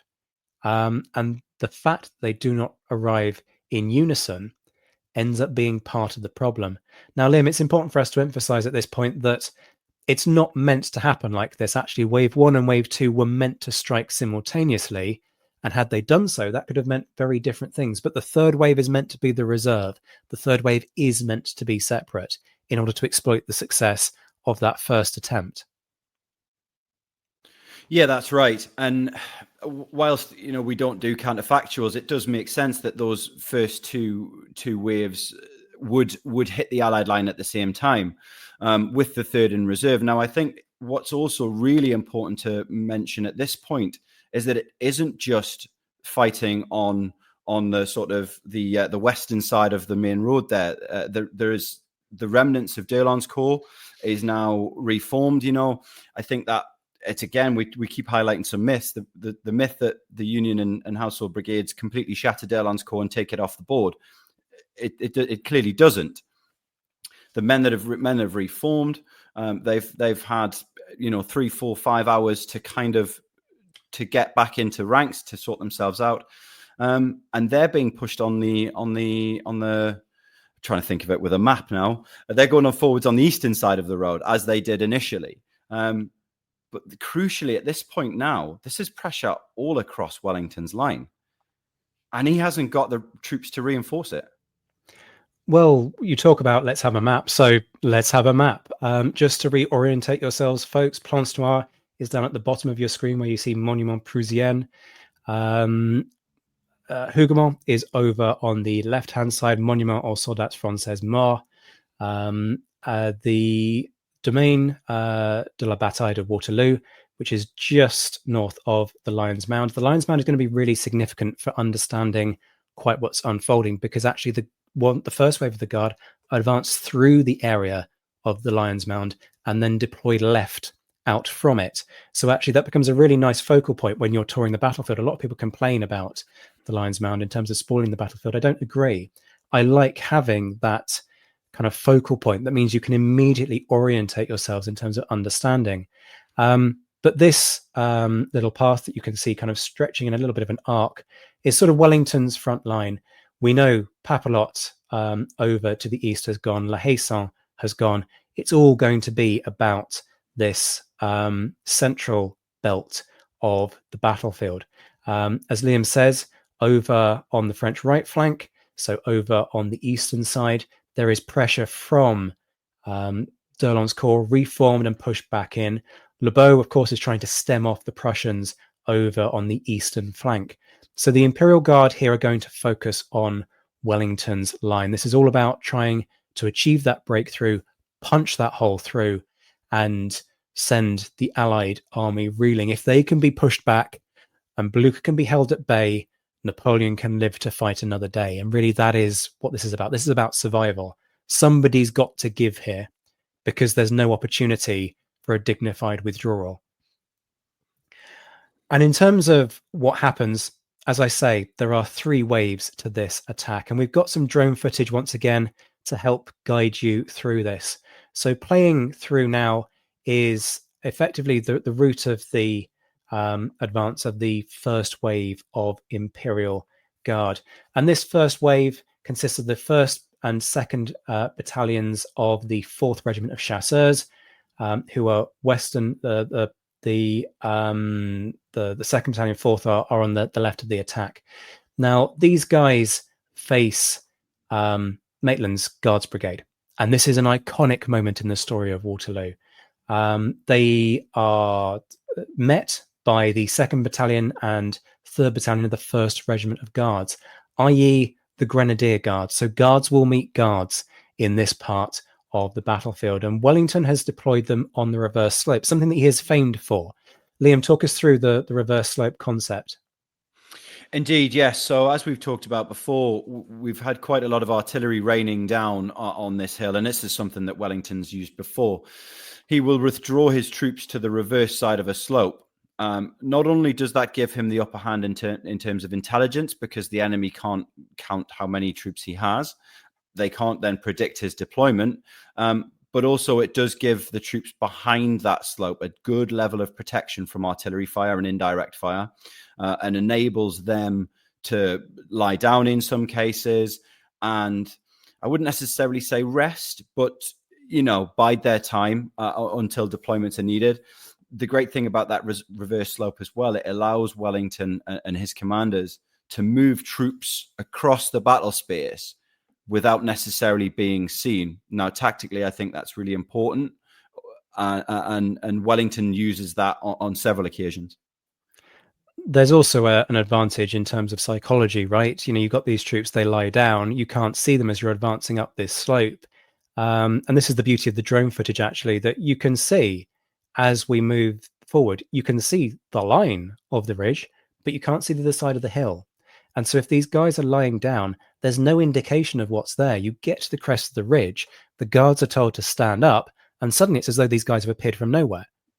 And so you've got that moment of, oh, I thought we had an empty field, now we've got some guys to fight. It just kind of gives you that jolt, which is part of the reason why, as a tactic, it really does work. The other thing that I often flag with this is that you'll notice, folks, that I'm talking about the chasseurs of the Imperial Guard. Now, the Grenadiers, I'm going to make myself very unpopular with somebody from the Grenadiers one day who's going to come along and give me a piece of their mind. But the Grenadier Guards are supposed to be called the Grenadier Guards because they face Napoleon's Grenadiers of the Imperial Guard. Except, as I've just explained to you, they don't face the Grenadiers. They face the chasseurs. So actually, they're misnamed. They should be the chasseurs guards. Now, if you were to suggest that to somebody from the Grenadier Guards, steeped in the history of that unit, I think the response might be quite robust in terms of being invited to go away. But nonetheless, that's the story with the fourth chasseurs. The third chasseurs are on the right of this wave, and they will face Halkett's brigade. This is all British. This is 2nd Battalion 30th, 33rd Regiment, 2nd Battalion 69th, 2nd Battalion 73rd. Only the 2nd Battalion 30th has served in the Peninsular War, so it's not as though this is kind of hardcore experienced Peninsular War division units we're talking about. But also, if you've joined us for the entirety of the live stream, you'll remember the 33rd and the 2nd 69th really got hammered at Quatre. So it's not as though these guys are fresh as daisies, as if they haven't had trauma from the previous day. And I think that's something that is well worth bearing in mind. Now, we've also got a second wave of guards. That's the 1st Battalion 3rd Grenadiers. So there are some Grenadiers that go in at Waterloo, but they don't face that. All right, I've laboured the point enough. You've also got the 4th Grenadiers and the 2nd Battalion 2nd Grenadiers. And they'll face Kilman-Sager's 6 battalions of Hanoverian Landwehr. Landwehr, folks, militia units, not really what you'd want to throw into the line against Napoleon's best and brightest. You've also got Vink's 4 battalions of Hanoverian Landwehr. So you're going to have a situation where, sure, the British are going to see off one wave of the Imperial Guard. The second wave is going to have to be dealt with by the Allies, fundamentally by Hanoverian troops. And then there's a third wave that's acting as the reserve. It consists of the 2nd Battalion 3rd Grenadiers and the 1st and 2nd Battalions of the 2nd Chasseurs. Now, Napoleon needs these guys forwards. There's a big question mark about whether or not he's planning to die with these troops, but he's forced to pull up. He's actually told by his officer, look, you need to stop. You need to stop. And so he pulls up about halfway across the valley. Now, if you've watched that monstrosity that is Ridley Scott's Napoleon movie, he does not get within rifle shot. There isn't some rifleman with a telescope strapped to the top of his Baker rifle, because that's really going to impact on the accuracy. Trying to sort of take pot shots. Folks have got questions coming in, mentions about the 52nd, about Chassés division. I'm going to do my best Braveheart impression. Hold, folks. Hold the line. We are getting there. Yes, we are going to do due justice to all folks on all sides of this fight. So let's talk about this first wave. Well, you've seen the footage already. There's a big debate actually about what Wellington says, right, Liam? Yeah, it just doesn't feel like Wellington to me to sort of wave his bicorns, giving it the old up guards and atom. It feels rather almost like some sort of Victorian construct, if I'm honest, a bit of a music hall morale boost for the Iron Duke as he became. It doesn't feel particularly Duke of Wellington a la 1815. It doesn't. I definitely prefer the notion that he would turn to Maitland in command of the Guards Brigade and shout, "Now, Maitland, now's your time." It says a lot that Wellington does that. Two things. Firstly, puts himself in the position of danger. He's always done that all the way through his career. Secondly, he's got to be on the ground telling a very experienced commander like Maitland, yeah, now you can do your thing, Maitland. Now I will allow it. The micromanager to the end. And essentially the guards stand, they deliver a volley, and they charge with the bayonet. And for the 4th Chasseurs, that's it. It's all over. They break. Now that sounds very sort of superb and glorious, but as we're going to discuss, that creates problems, because once you charge forward with the bayonet, that means that you are vulnerable. And that's where the 3rd wave is really going to do its damage. But that's not it in terms of the 1st wave. We need to finish the story with the 1st wave, because to their right, the 3rd Chasseurs are doing much better. They effectively get involved in a musketry duel with Halkett's men, and Halkett's men slowly give ground. So for all that we love to talk about the British story and the British success at Waterloo, actually, sure, these guys fight very hard, but they're not the all-conquering heroes that certain retellings of the Waterloo story would lead us to believe. So, Liam, what does turn the tide against the 3rd Chasseurs? Yeah, I think it's really interesting. And I just want to highlight one of those units in Halkett's brigade. You've got the 2nd 30th there, the Cambridgeshires. Now, although they are the only Peninsular battalion in that brigade, they were also sent home due to losses. These are going to be pretty green troops. Now, as you say, the 4th Chasseurs have broken. The 3rd Chasseurs are starting to creep forward. They're winning that reload battle, basically. Meanwhile, Kramer's horse battery from Chasse's 3rd Dutch Belgian division opens fire. It's one of those kind of perfect storm moments, isn't it? Like a second before and a second after, it may not have had the impact it did, but it killed and mortally wounded several of the French officers. Then the 3rd has seen that the 4th's broke and the 3rd's gone. That it's a game changer for momentum, isn't it? That the firing of that cannon and the what more importantly, those Dutch Belgian artillery opening up. I think it's a really important moment. It is, and what it means is that 1st wave is done. Now the 4th are broken, the 3rd withdraw. Sure, there's scope for them to perhaps reform in due course, but it's not over, because sure, the two waves haven't struck simultaneously, but as the 1st wave breaks, so the 2nd wave strikes, so the pressure is maintained on the Allied line, and it's not like the Guards are able to just kind of get themselves together in the space of a couple of seconds and then go and help. You know, the Hanoverians are going to have to deal with this, except that, you know, we're talking about Kilmansegge, Vink, Landwehr. This is the weak point. This is that section in the line that at one point would have been held by the King's German Legion troops that Orange has expended trying to retake La Haye-Saint. And they give ground. They are pushed back. But as they do so, we reach a really controversial moment in the story of the battle, because as they break, they run not into an open field, they run into a wall of horseflesh. Yeah, so as you mentioned earlier, the heavy cavalry's practically been spent. Wellington still has a good number of light cavalry available, and they're formed up behind on the reverse slope, waiting for their moment, as it were. As the Hanoverians turn and withdraw, like you said, they meet this cavalry. And the story goes that not only do the cavalry block them, they start threatening them and draw swords. And I'm sure I've read that some of the cavalry actually use the flat of their blades to turn some of these guys around. Now, controversial as that may be, I wonder how much that's been overplayed in the telling since the battle because of the Hanoverians. And I would, again, counterfactuals, I wonder what would have happened if Halked's men had done the same. But I think the general disrespect for the Allies across the army at the time, which we know was a thing, I think that does play into it a little bit here. So the British cavalry have gone, these Hanoverians aren't really worth the salt. Wave your swords at them and hopefully send them back to the front line where they can probably die some more. I think that's perhaps the attitude of the British at the time. It wouldn't surprise me if that's the case.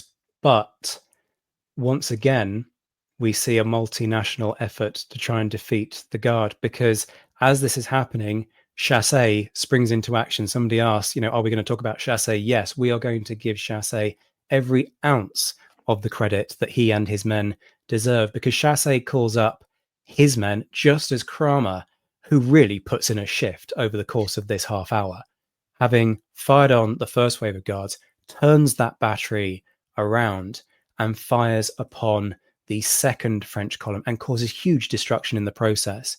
If folks know the geography, you'll know this is quite a constrained area.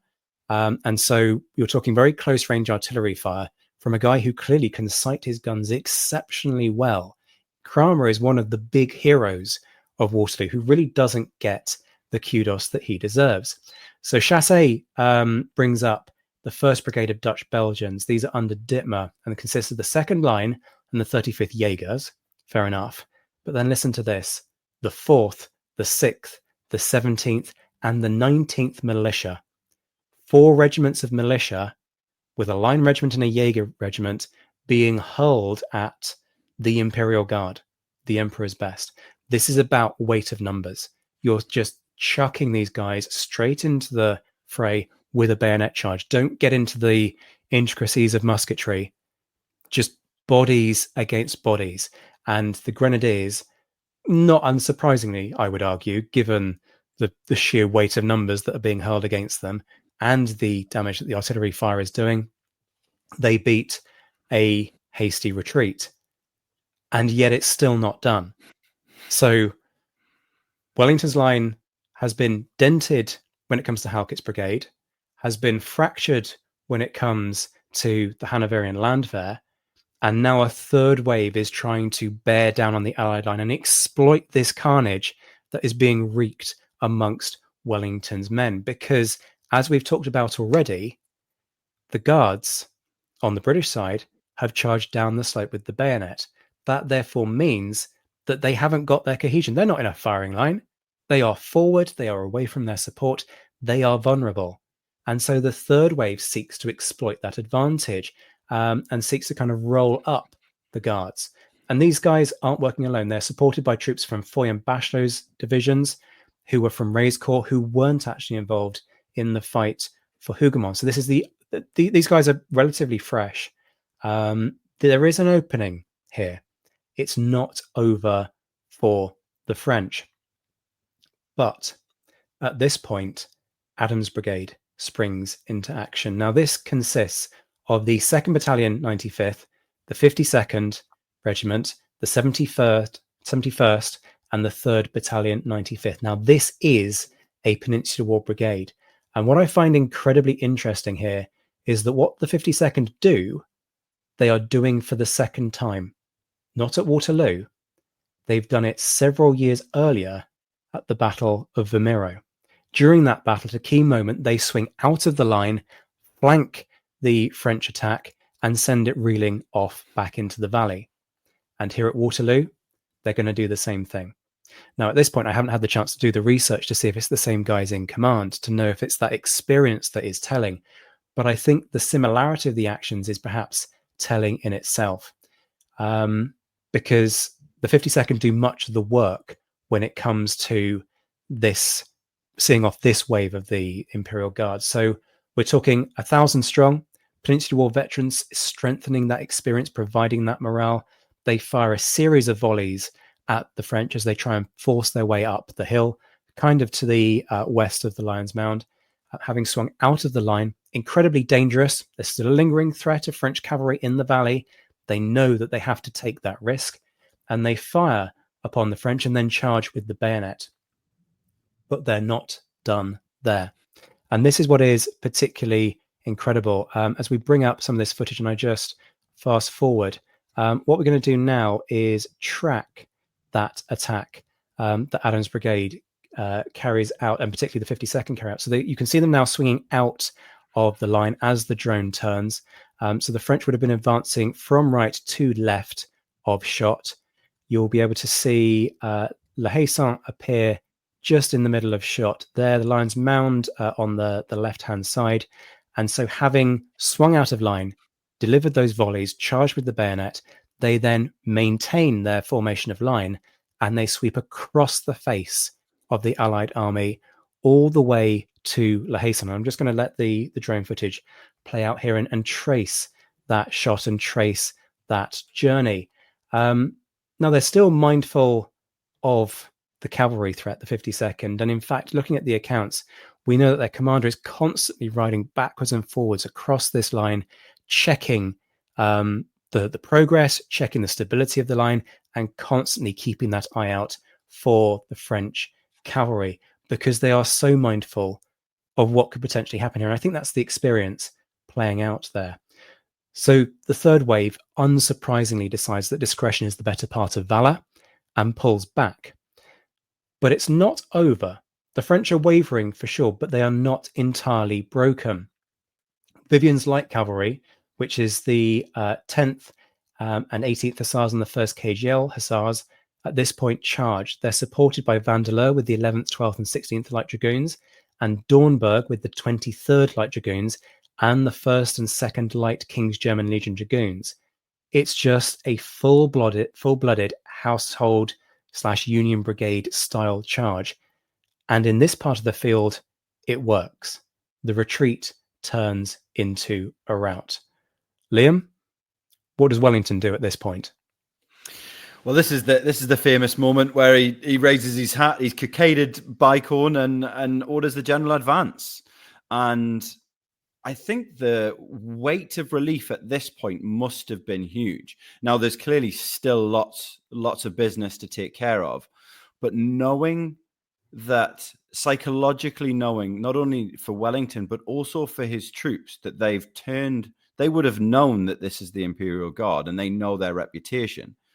I don't necessarily think that the Allies would have feared them as much in terms of the way we look at the Imperial Guard now, but they've turned the guard.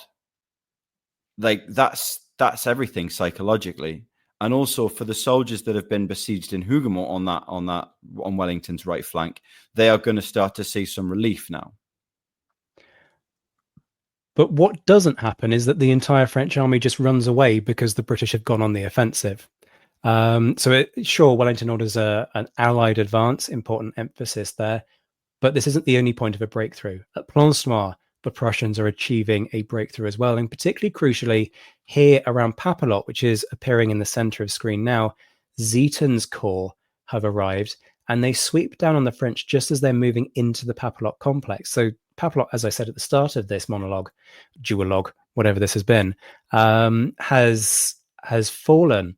But as the French are moving in, trying to sort of get their bearings in the area, Ziethen descends upon them and surprises Durrett's men. So this is Durrett's 4th Division that holds, that is fighting in this section of the field. Before they've had a chance to really get to grips, they just get steamrolled by the 1st Prussian Brigade, who smashes their way through, and then they advance south and west. And this is an important thing to emphasize, because it's often claimed that the cry goes up, La Gare recule, and the entire French army runs away. But I'd urge folks, I'm just going to pause the drone footage right there. Now, this footage is taken from approximately 50 meters in elevation.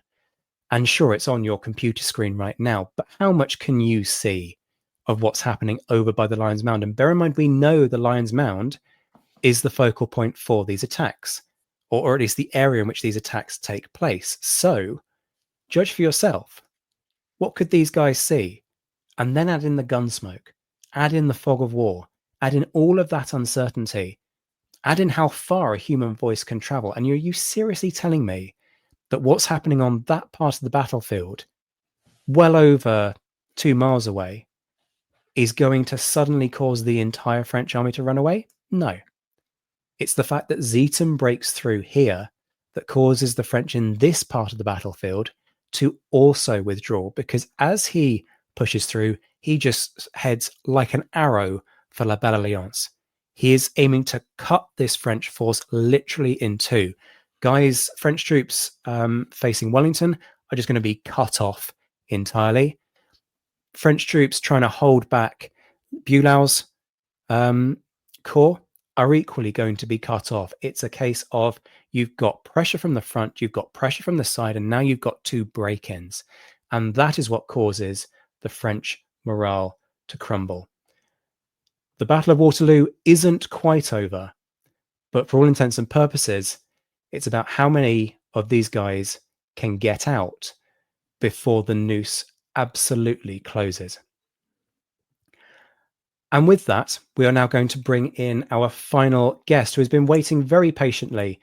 Folks, just a quick reminder, please do continue to like the stream. As we've been saying throughout this, every like that the stream gets will result in £1 being donated to the Napoleonic and Revolutionary War Graves charity. If we get to 200 likes, we will double whatever the final total is when it comes to that donation. So please do support or go direct to nrwgc.com/donate. But we're now going to talk about the aftermath. We're going to talk about the legacies of not just Waterloo, but of the Napoleonic Wars themselves. And I'm delighted to be joined by, frankly, a trailblazing historian, Evan Wilson, who looks very shocked to be described as trailblazing. But honestly, his book, The Horrible Peace, British Veterans and the End of the Napoleonic Wars, is a book I'm currently reviewing, actually, for a history journal. And it's such an important piece of work in the way that it looks at the Navy veterans alongside the British veterans, and actually talks about that period that everybody loves to forget, because everybody stops talking once the fighting stops. And Evan's book traces what actually happens to these guys. It's a question I constantly ask when I interview people. What happens to these guys after Waterloo? And Evan's book does a fantastic job of addressing this. Evan, in this interview, we're going to talk more about kind of the fabric of how you go about researching something like this. But I do want to just give our viewers a bit of context, first of all. These veterans, whether they fought for the French, the Prussians, the British, I know your book predominantly focuses on the British, these veterans don't get the hero's welcome that we might expect in the wake of the Napoleonic Wars. The simple question I have to ask is why? Thanks, Zach. Thanks for the kind words. It's great to be here. Why don't the veterans get welcomed home? Well, some do, certainly. Some are welcomed home and feted, and there's certainly a part of the country that is very happy to see them. But the reason the book is called The Horrible Peace is that most everything else is going wrong in the country, especially in Britain. Oh, thanks. Good stuff. It's a case of a economic crisis, a social crisis, a political crisis. I mean, you name it, it all goes wrong in the 5 years after Waterloo, and it's been going wrong for a few years before then too. So when the veterans from Waterloo come home, they're coming back to a country that's really in turmoil and that is not prepared to welcome them in the way that I think they might have wanted to be welcomed. So it's a complicated story. It has to do a lot with the fact that the wars have been dragging on for 20 plus years. And when you try to transition let's call it pre-industrial economy out of from war to peace, there's a lot of friction, a lot of costs associated with that. and there's not a sense among the political leadership that the veterans deserve the kind of social safety net that you might see, for example, in the United States with the GI Bill, or the UK with the NHS, or things like that. Like, that's just not politically, it's not part of the discussion, right? So instead, you get veterans who, you know, they're supposed to come home and, okay, find a job, right? I mean, if you're discharged from the military, if you're discharged from the Navy, you're expected to go just figure it out. So it takes a long time for everybody to get home. We can talk about that a little bit too, but the bottom line is that they're coming back to a country that's not in great shape. Evan, thanks so much for coming on, and I'm a huge fan of your book. I know Zach mentioned it, but I think it's an incredibly needed piece of work, and I'm really interested. Like, how did you decide on this topic? Well,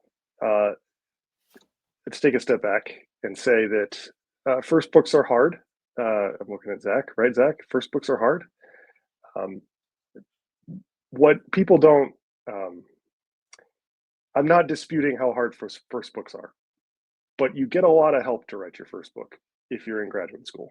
Now, if you're not in graduate school, it's a different story. But if you're in graduate school, there's a whole army of people that is there to help support you through your first book. You've got help designing the project, scoping it, identifying sources, understanding where the weaknesses are, going off to the archives. You might not be paid much, right? A graduate student stipend is nothing, but you're sort of nobly poor, right? You have this poverty and dedication to the work and time to do it, and that's great. Second books, I discovered, this is my second monograph, are really hard because all that support goes away. You're like, oh, I think I've done this before. It should be easier. It is not easier, my friends. So the bottom line is that you look for support where you can. You try to maintain your network. And a key member of my network, my professional patronage network, was Roger Knight, who is one of the few naval historians who's ever written about the Army. And he said to me in a conversation, it was at the Athenaeum Club, actually. I remember it vividly. He said, you know, nobody's ever written a book about demobilization, about what happens at the end of the wars. And I sort of filed that away as I went about my career, and it stuck with me. And I decided that as I was looking for jobs and trying to get on the academic market, that this would be a good way to go about it. And so the thing that I thought would be exciting about the project is basically twofold. One is it would force me to speak a little bit of Army. As you guys know, I don't really speak Army, but it would be nice to learn a little bit of Army, because it always felt, when you're trained as a naval historian, you just feel like, I guess I'm supposed to know about the Army, but nobody ever teaches me that stuff. So, and I'm sure the Army feels the same way about the Navy. So there's a difficulty in bridging that gap. So I thought, hey, this is a good way to force myself to learn about the Army. That's one. And then two is, if you write a book across big dates in history, you often discover new perspectives. So what I set out to do is to try to say, everybody writing in military and naval history uses 1815 as the end of the era and the beginning of a new one. What happened? But like, they didn't, I mean, everybody knew that Waterloo mattered at the time, but nobody was like, we are now entering a new era. And, you know, you just sort of like say, oh, we're going to stop all the history books and start them over again, right? No, it was 1816, and then it was 1817.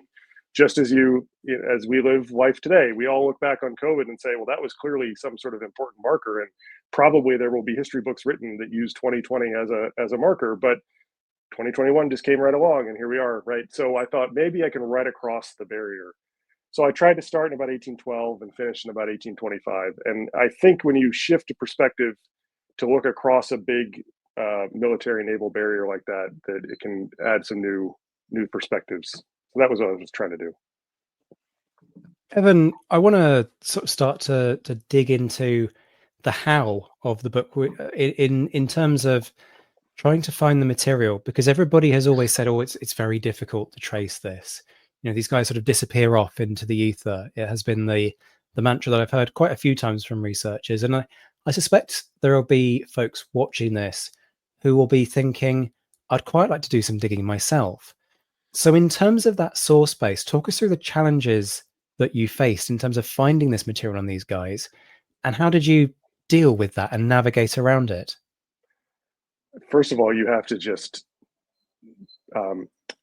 love yourself a little bit and just say, I can't find everybody, and that's going to have to be okay. And so I don't try to make claims in the book that the veterans that I looked at are 100% representative of every veteran, that every, that they are representative of every veteran that ever fought in the Napoleonic Wars, and that I've captured every flavor of veteran. Absolutely. I mean, you just have to say to yourself, nope, it's just frankly not going to happen. Now, different services handle this differently. This is one of the ways that the Army and the Navy are different. The Army does have some pension records, and then there are the hospitals that do keep records of veterans. And so you can go digging in there and find some interesting stuff. The hospitals, of course, are complicated by the fact that the inpatient, the in-resident pensioners are different from the out pensioners, and the records there are different. And so you do end up sort of overwhelmed by the quantity of data available, but also the pieces that are missing. The Navy, for example, is really hard on this. I know this is an Army audience, but we can learn a little bit about the Navy here. And that is that, when a ship ships basically only survive at sea without needing a refit for about 2 to 3 years maximum. And then they have to go back to the docks and the crew gets dumped out and usually turned over to a new ship. But at the end of the war, there's no new ship. And so the crew is just discharged and they're gone. And as far as the Navy is concerned, have a good life. Like, see ya. And if you have been injured, you could maybe apply for a pension through Greenwich, and that's one thing. But basically, the Navy doesn't have any way of tracking sailors after they're gone, after they've been paid up and they got all their prize money and they got all the whatever. Just see you later. So what I was doing with sailors, for example, was looking at, well, what's the job market like? So where do these guys likely go? So you can do a little bit of studies on that. And sailors, unlike soldiers, have a marketable skill. So they are theoretically able to go from the Navy to the merchant marine, and that all sounds great. The problem there, of course, is that 100,000 sailors are trying to do that at the same time, because the 100,000 sailors get discharged from the Navy, so the market's flooded and there are no jobs. So that's one part of the story of the book, is just watching the sailors leave the Navy and then realize, well, if we're all trying to go into the merchant marine at the same time, nobody's going to get a job. So I didn't need highly detailed records of every ebb and flow of the maritime labor market in order to tell that story. I needed some memoirs of sailors for whom that happened to them, and I needed some sense of the sort of broad swaths of how a discharge happened. So the Navy story, I felt like it's not going to be 100% representative, of course, but I'm lucky that Sarah Caputo, whose work I really respect, and I have come to basically the same conclusion on how many sailors there were. And now I will. Okay, I'm covering, right? Okay, now I'm gonna. Sorry, hi. Maybe that was for Liam. Great. Sorry, we're live streaming. This is happening. Okay, hi. The Army story is definitely harder. Army enlistments are fixed term. A lot of soldiers do end up getting discharged at the end of the wars, but not all of them. So a lot of them go back under the Empire. So one of the stories that I had to tell was just tracing regiments as they headed off into the Empire, and that's a story that I could tell with personal stories for sure. But also, it was a story of grand strategy. Like, where did the Army need to send its regiments? What was the Empire doing after 1815? One of the stories that we could talk about here, since you guys just finished up with literally the last actions at Waterloo, is that June 18th is not the end of the story, even in 1815. I mean, this fighting all the way until November. I think the last French fortress surrenders, and don't quote me on that, but sometime in November of that year.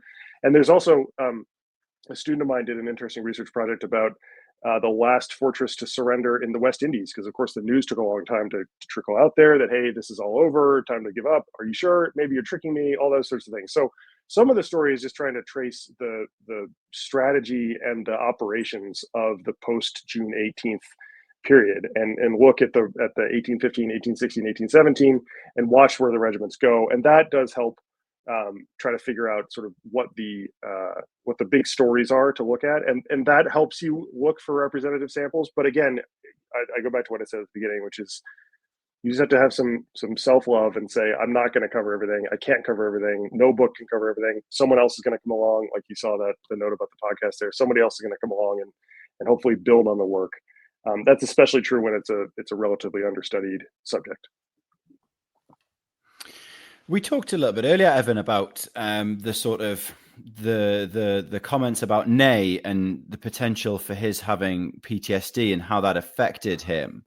during, post 1812, and particularly obviously during Waterloo. Now, we all know, we can look now online and find the sort of modern indicators of physiological and psychological the impact of war on the human being in that sense. How do we navigate that in the early 19th century without being able to sort of assess these people? So I resisted the temptation to diagnose anybody with a modern illness.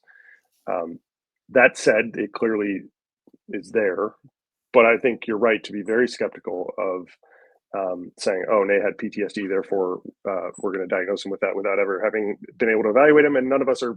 I mean, I don't know about our audience, but I doubt that any of us are actually qualified to diagnose anybody with PTSD. We see that he was acting maybe irrationally, or he was acting in some sort of traumatized way. So I tried to use the language of the time, and the language of the time was to talk about things like nostalgia.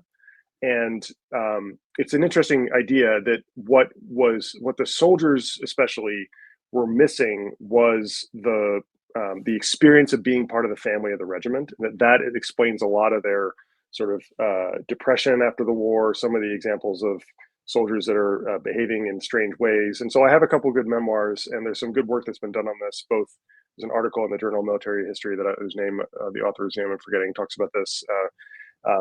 But there's some good work that's been done on military memoirs and people who are, we would see them as PTSD, but we don't want to call them that. But we would say, okay, well, what are the forces that are acting on them that are causing them to behave maybe in this way? And the way they talked about it at the time was things like nostalgia or a sort of loss of identity or purpose, less so than like the First World War style shell shock. That's not what you usually saw among veterans. I'm sure there are examples of it, but it was a different reaction to the nature, or sorry, to the character of the war.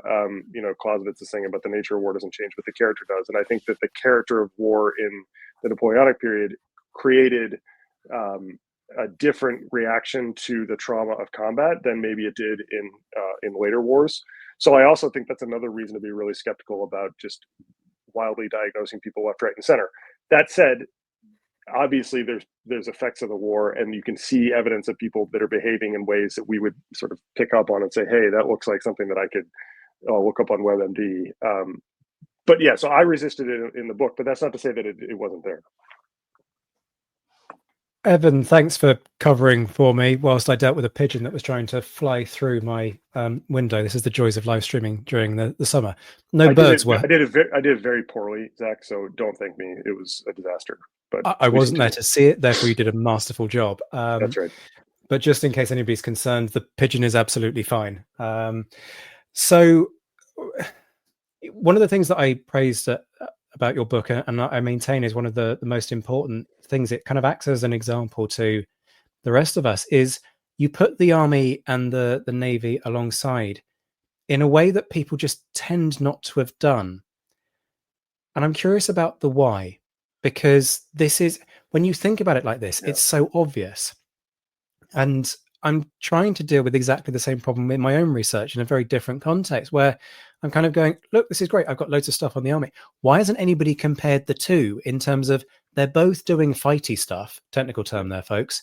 So therefore, why wouldn't we kind of put the two side by side and see if there is commonality? But it just doesn't seem to have happened in a meaningful way. What do you feel is going on? Oh man, that's like setting me up with the biggest softball you could possibly imagine.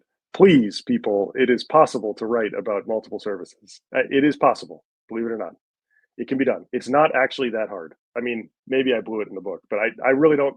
I was intimidated by how hard it was going to be. I mean, you got to learn a little bit of a different language. I think that's probably the biggest barrier.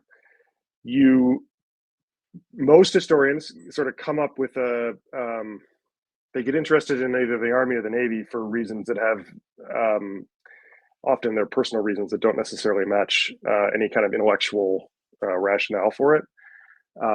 This is not restricted to Britain in the 18th and 19th century. This is true in most military history, in most times and places, as far as I can tell.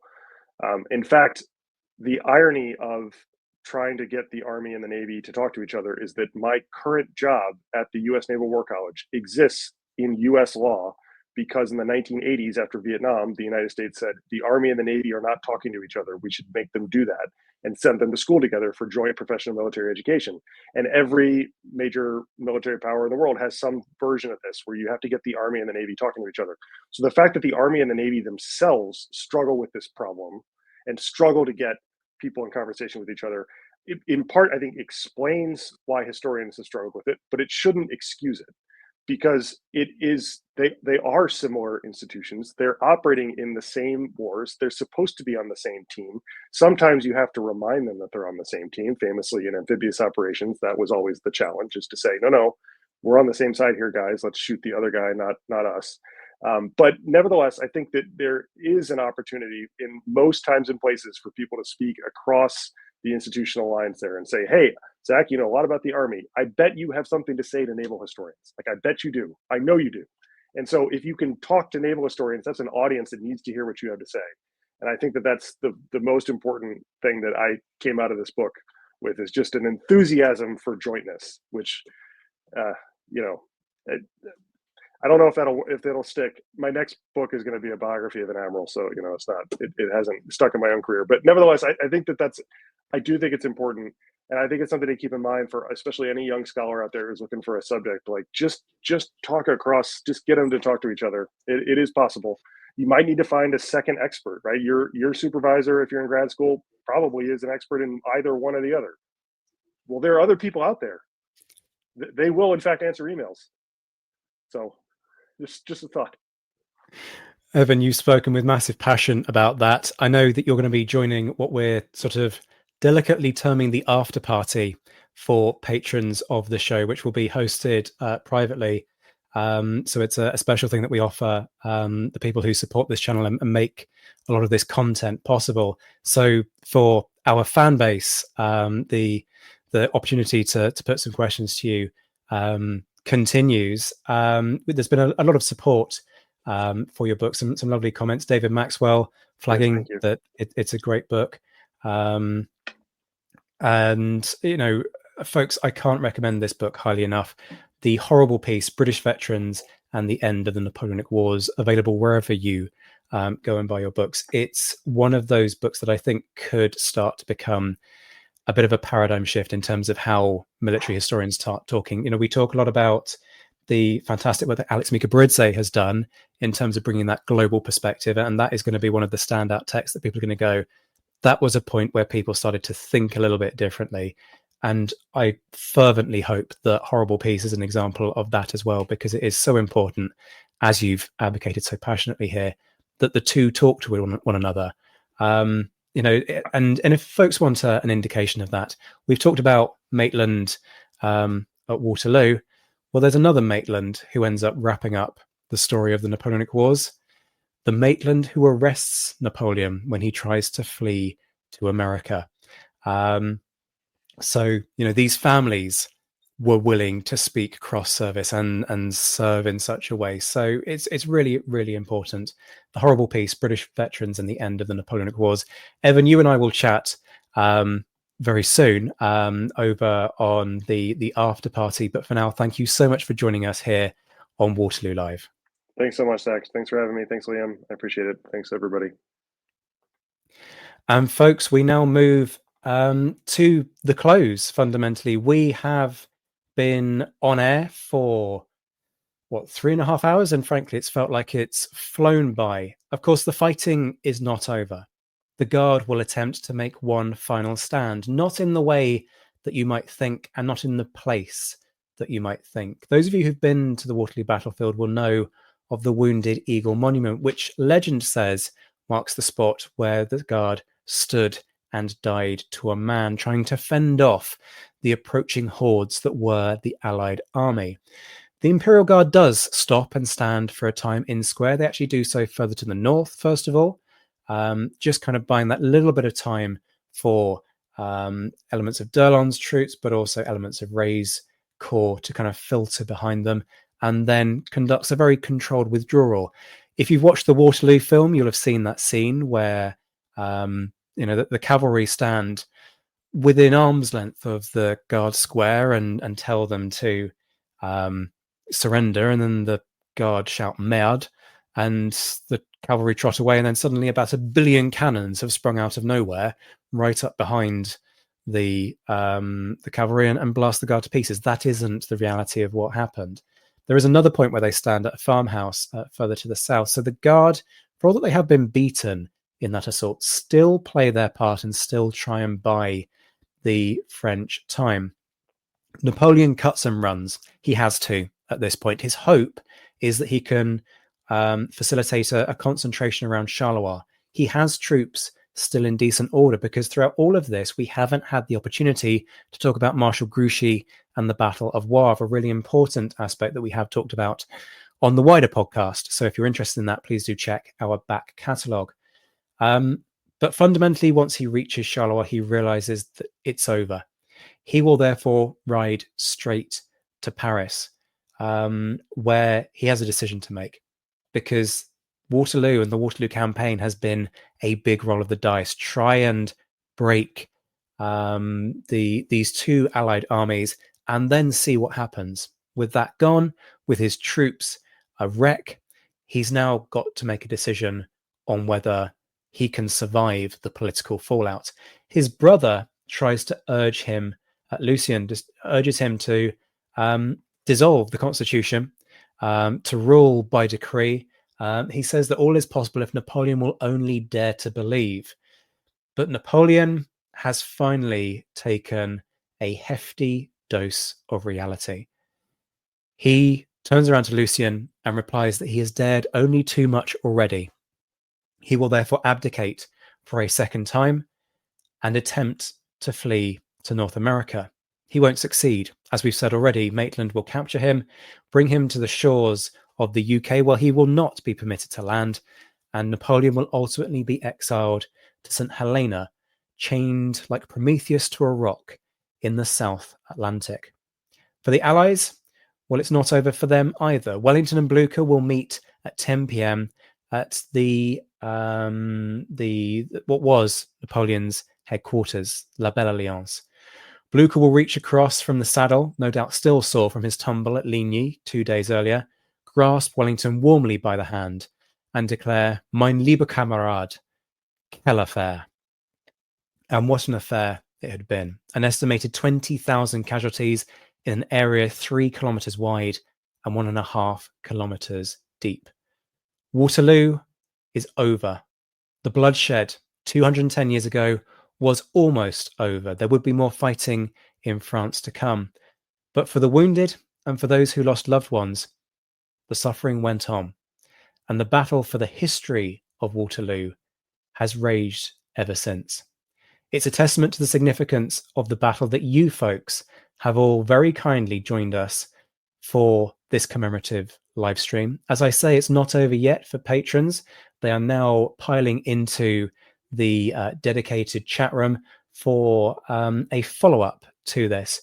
But I want to say a massive thank you to everybody. We didn't make the 200 likes. Liam, I'm not sure if you've been checking at the last count. I think I made it about 76 or something like that. Yeah, that's right. I think it has ticked over into 80s, but I think we're still in the low 80s. Okay, low 80s. But tell you what, I'll double it anyway, because it's a good cause. That might have been the plan all along, quite frankly, and just sort of trying to encourage people along. John, if you, seeing as we didn't make the mark, if you don't feel inclined to match us on that, I fully understand.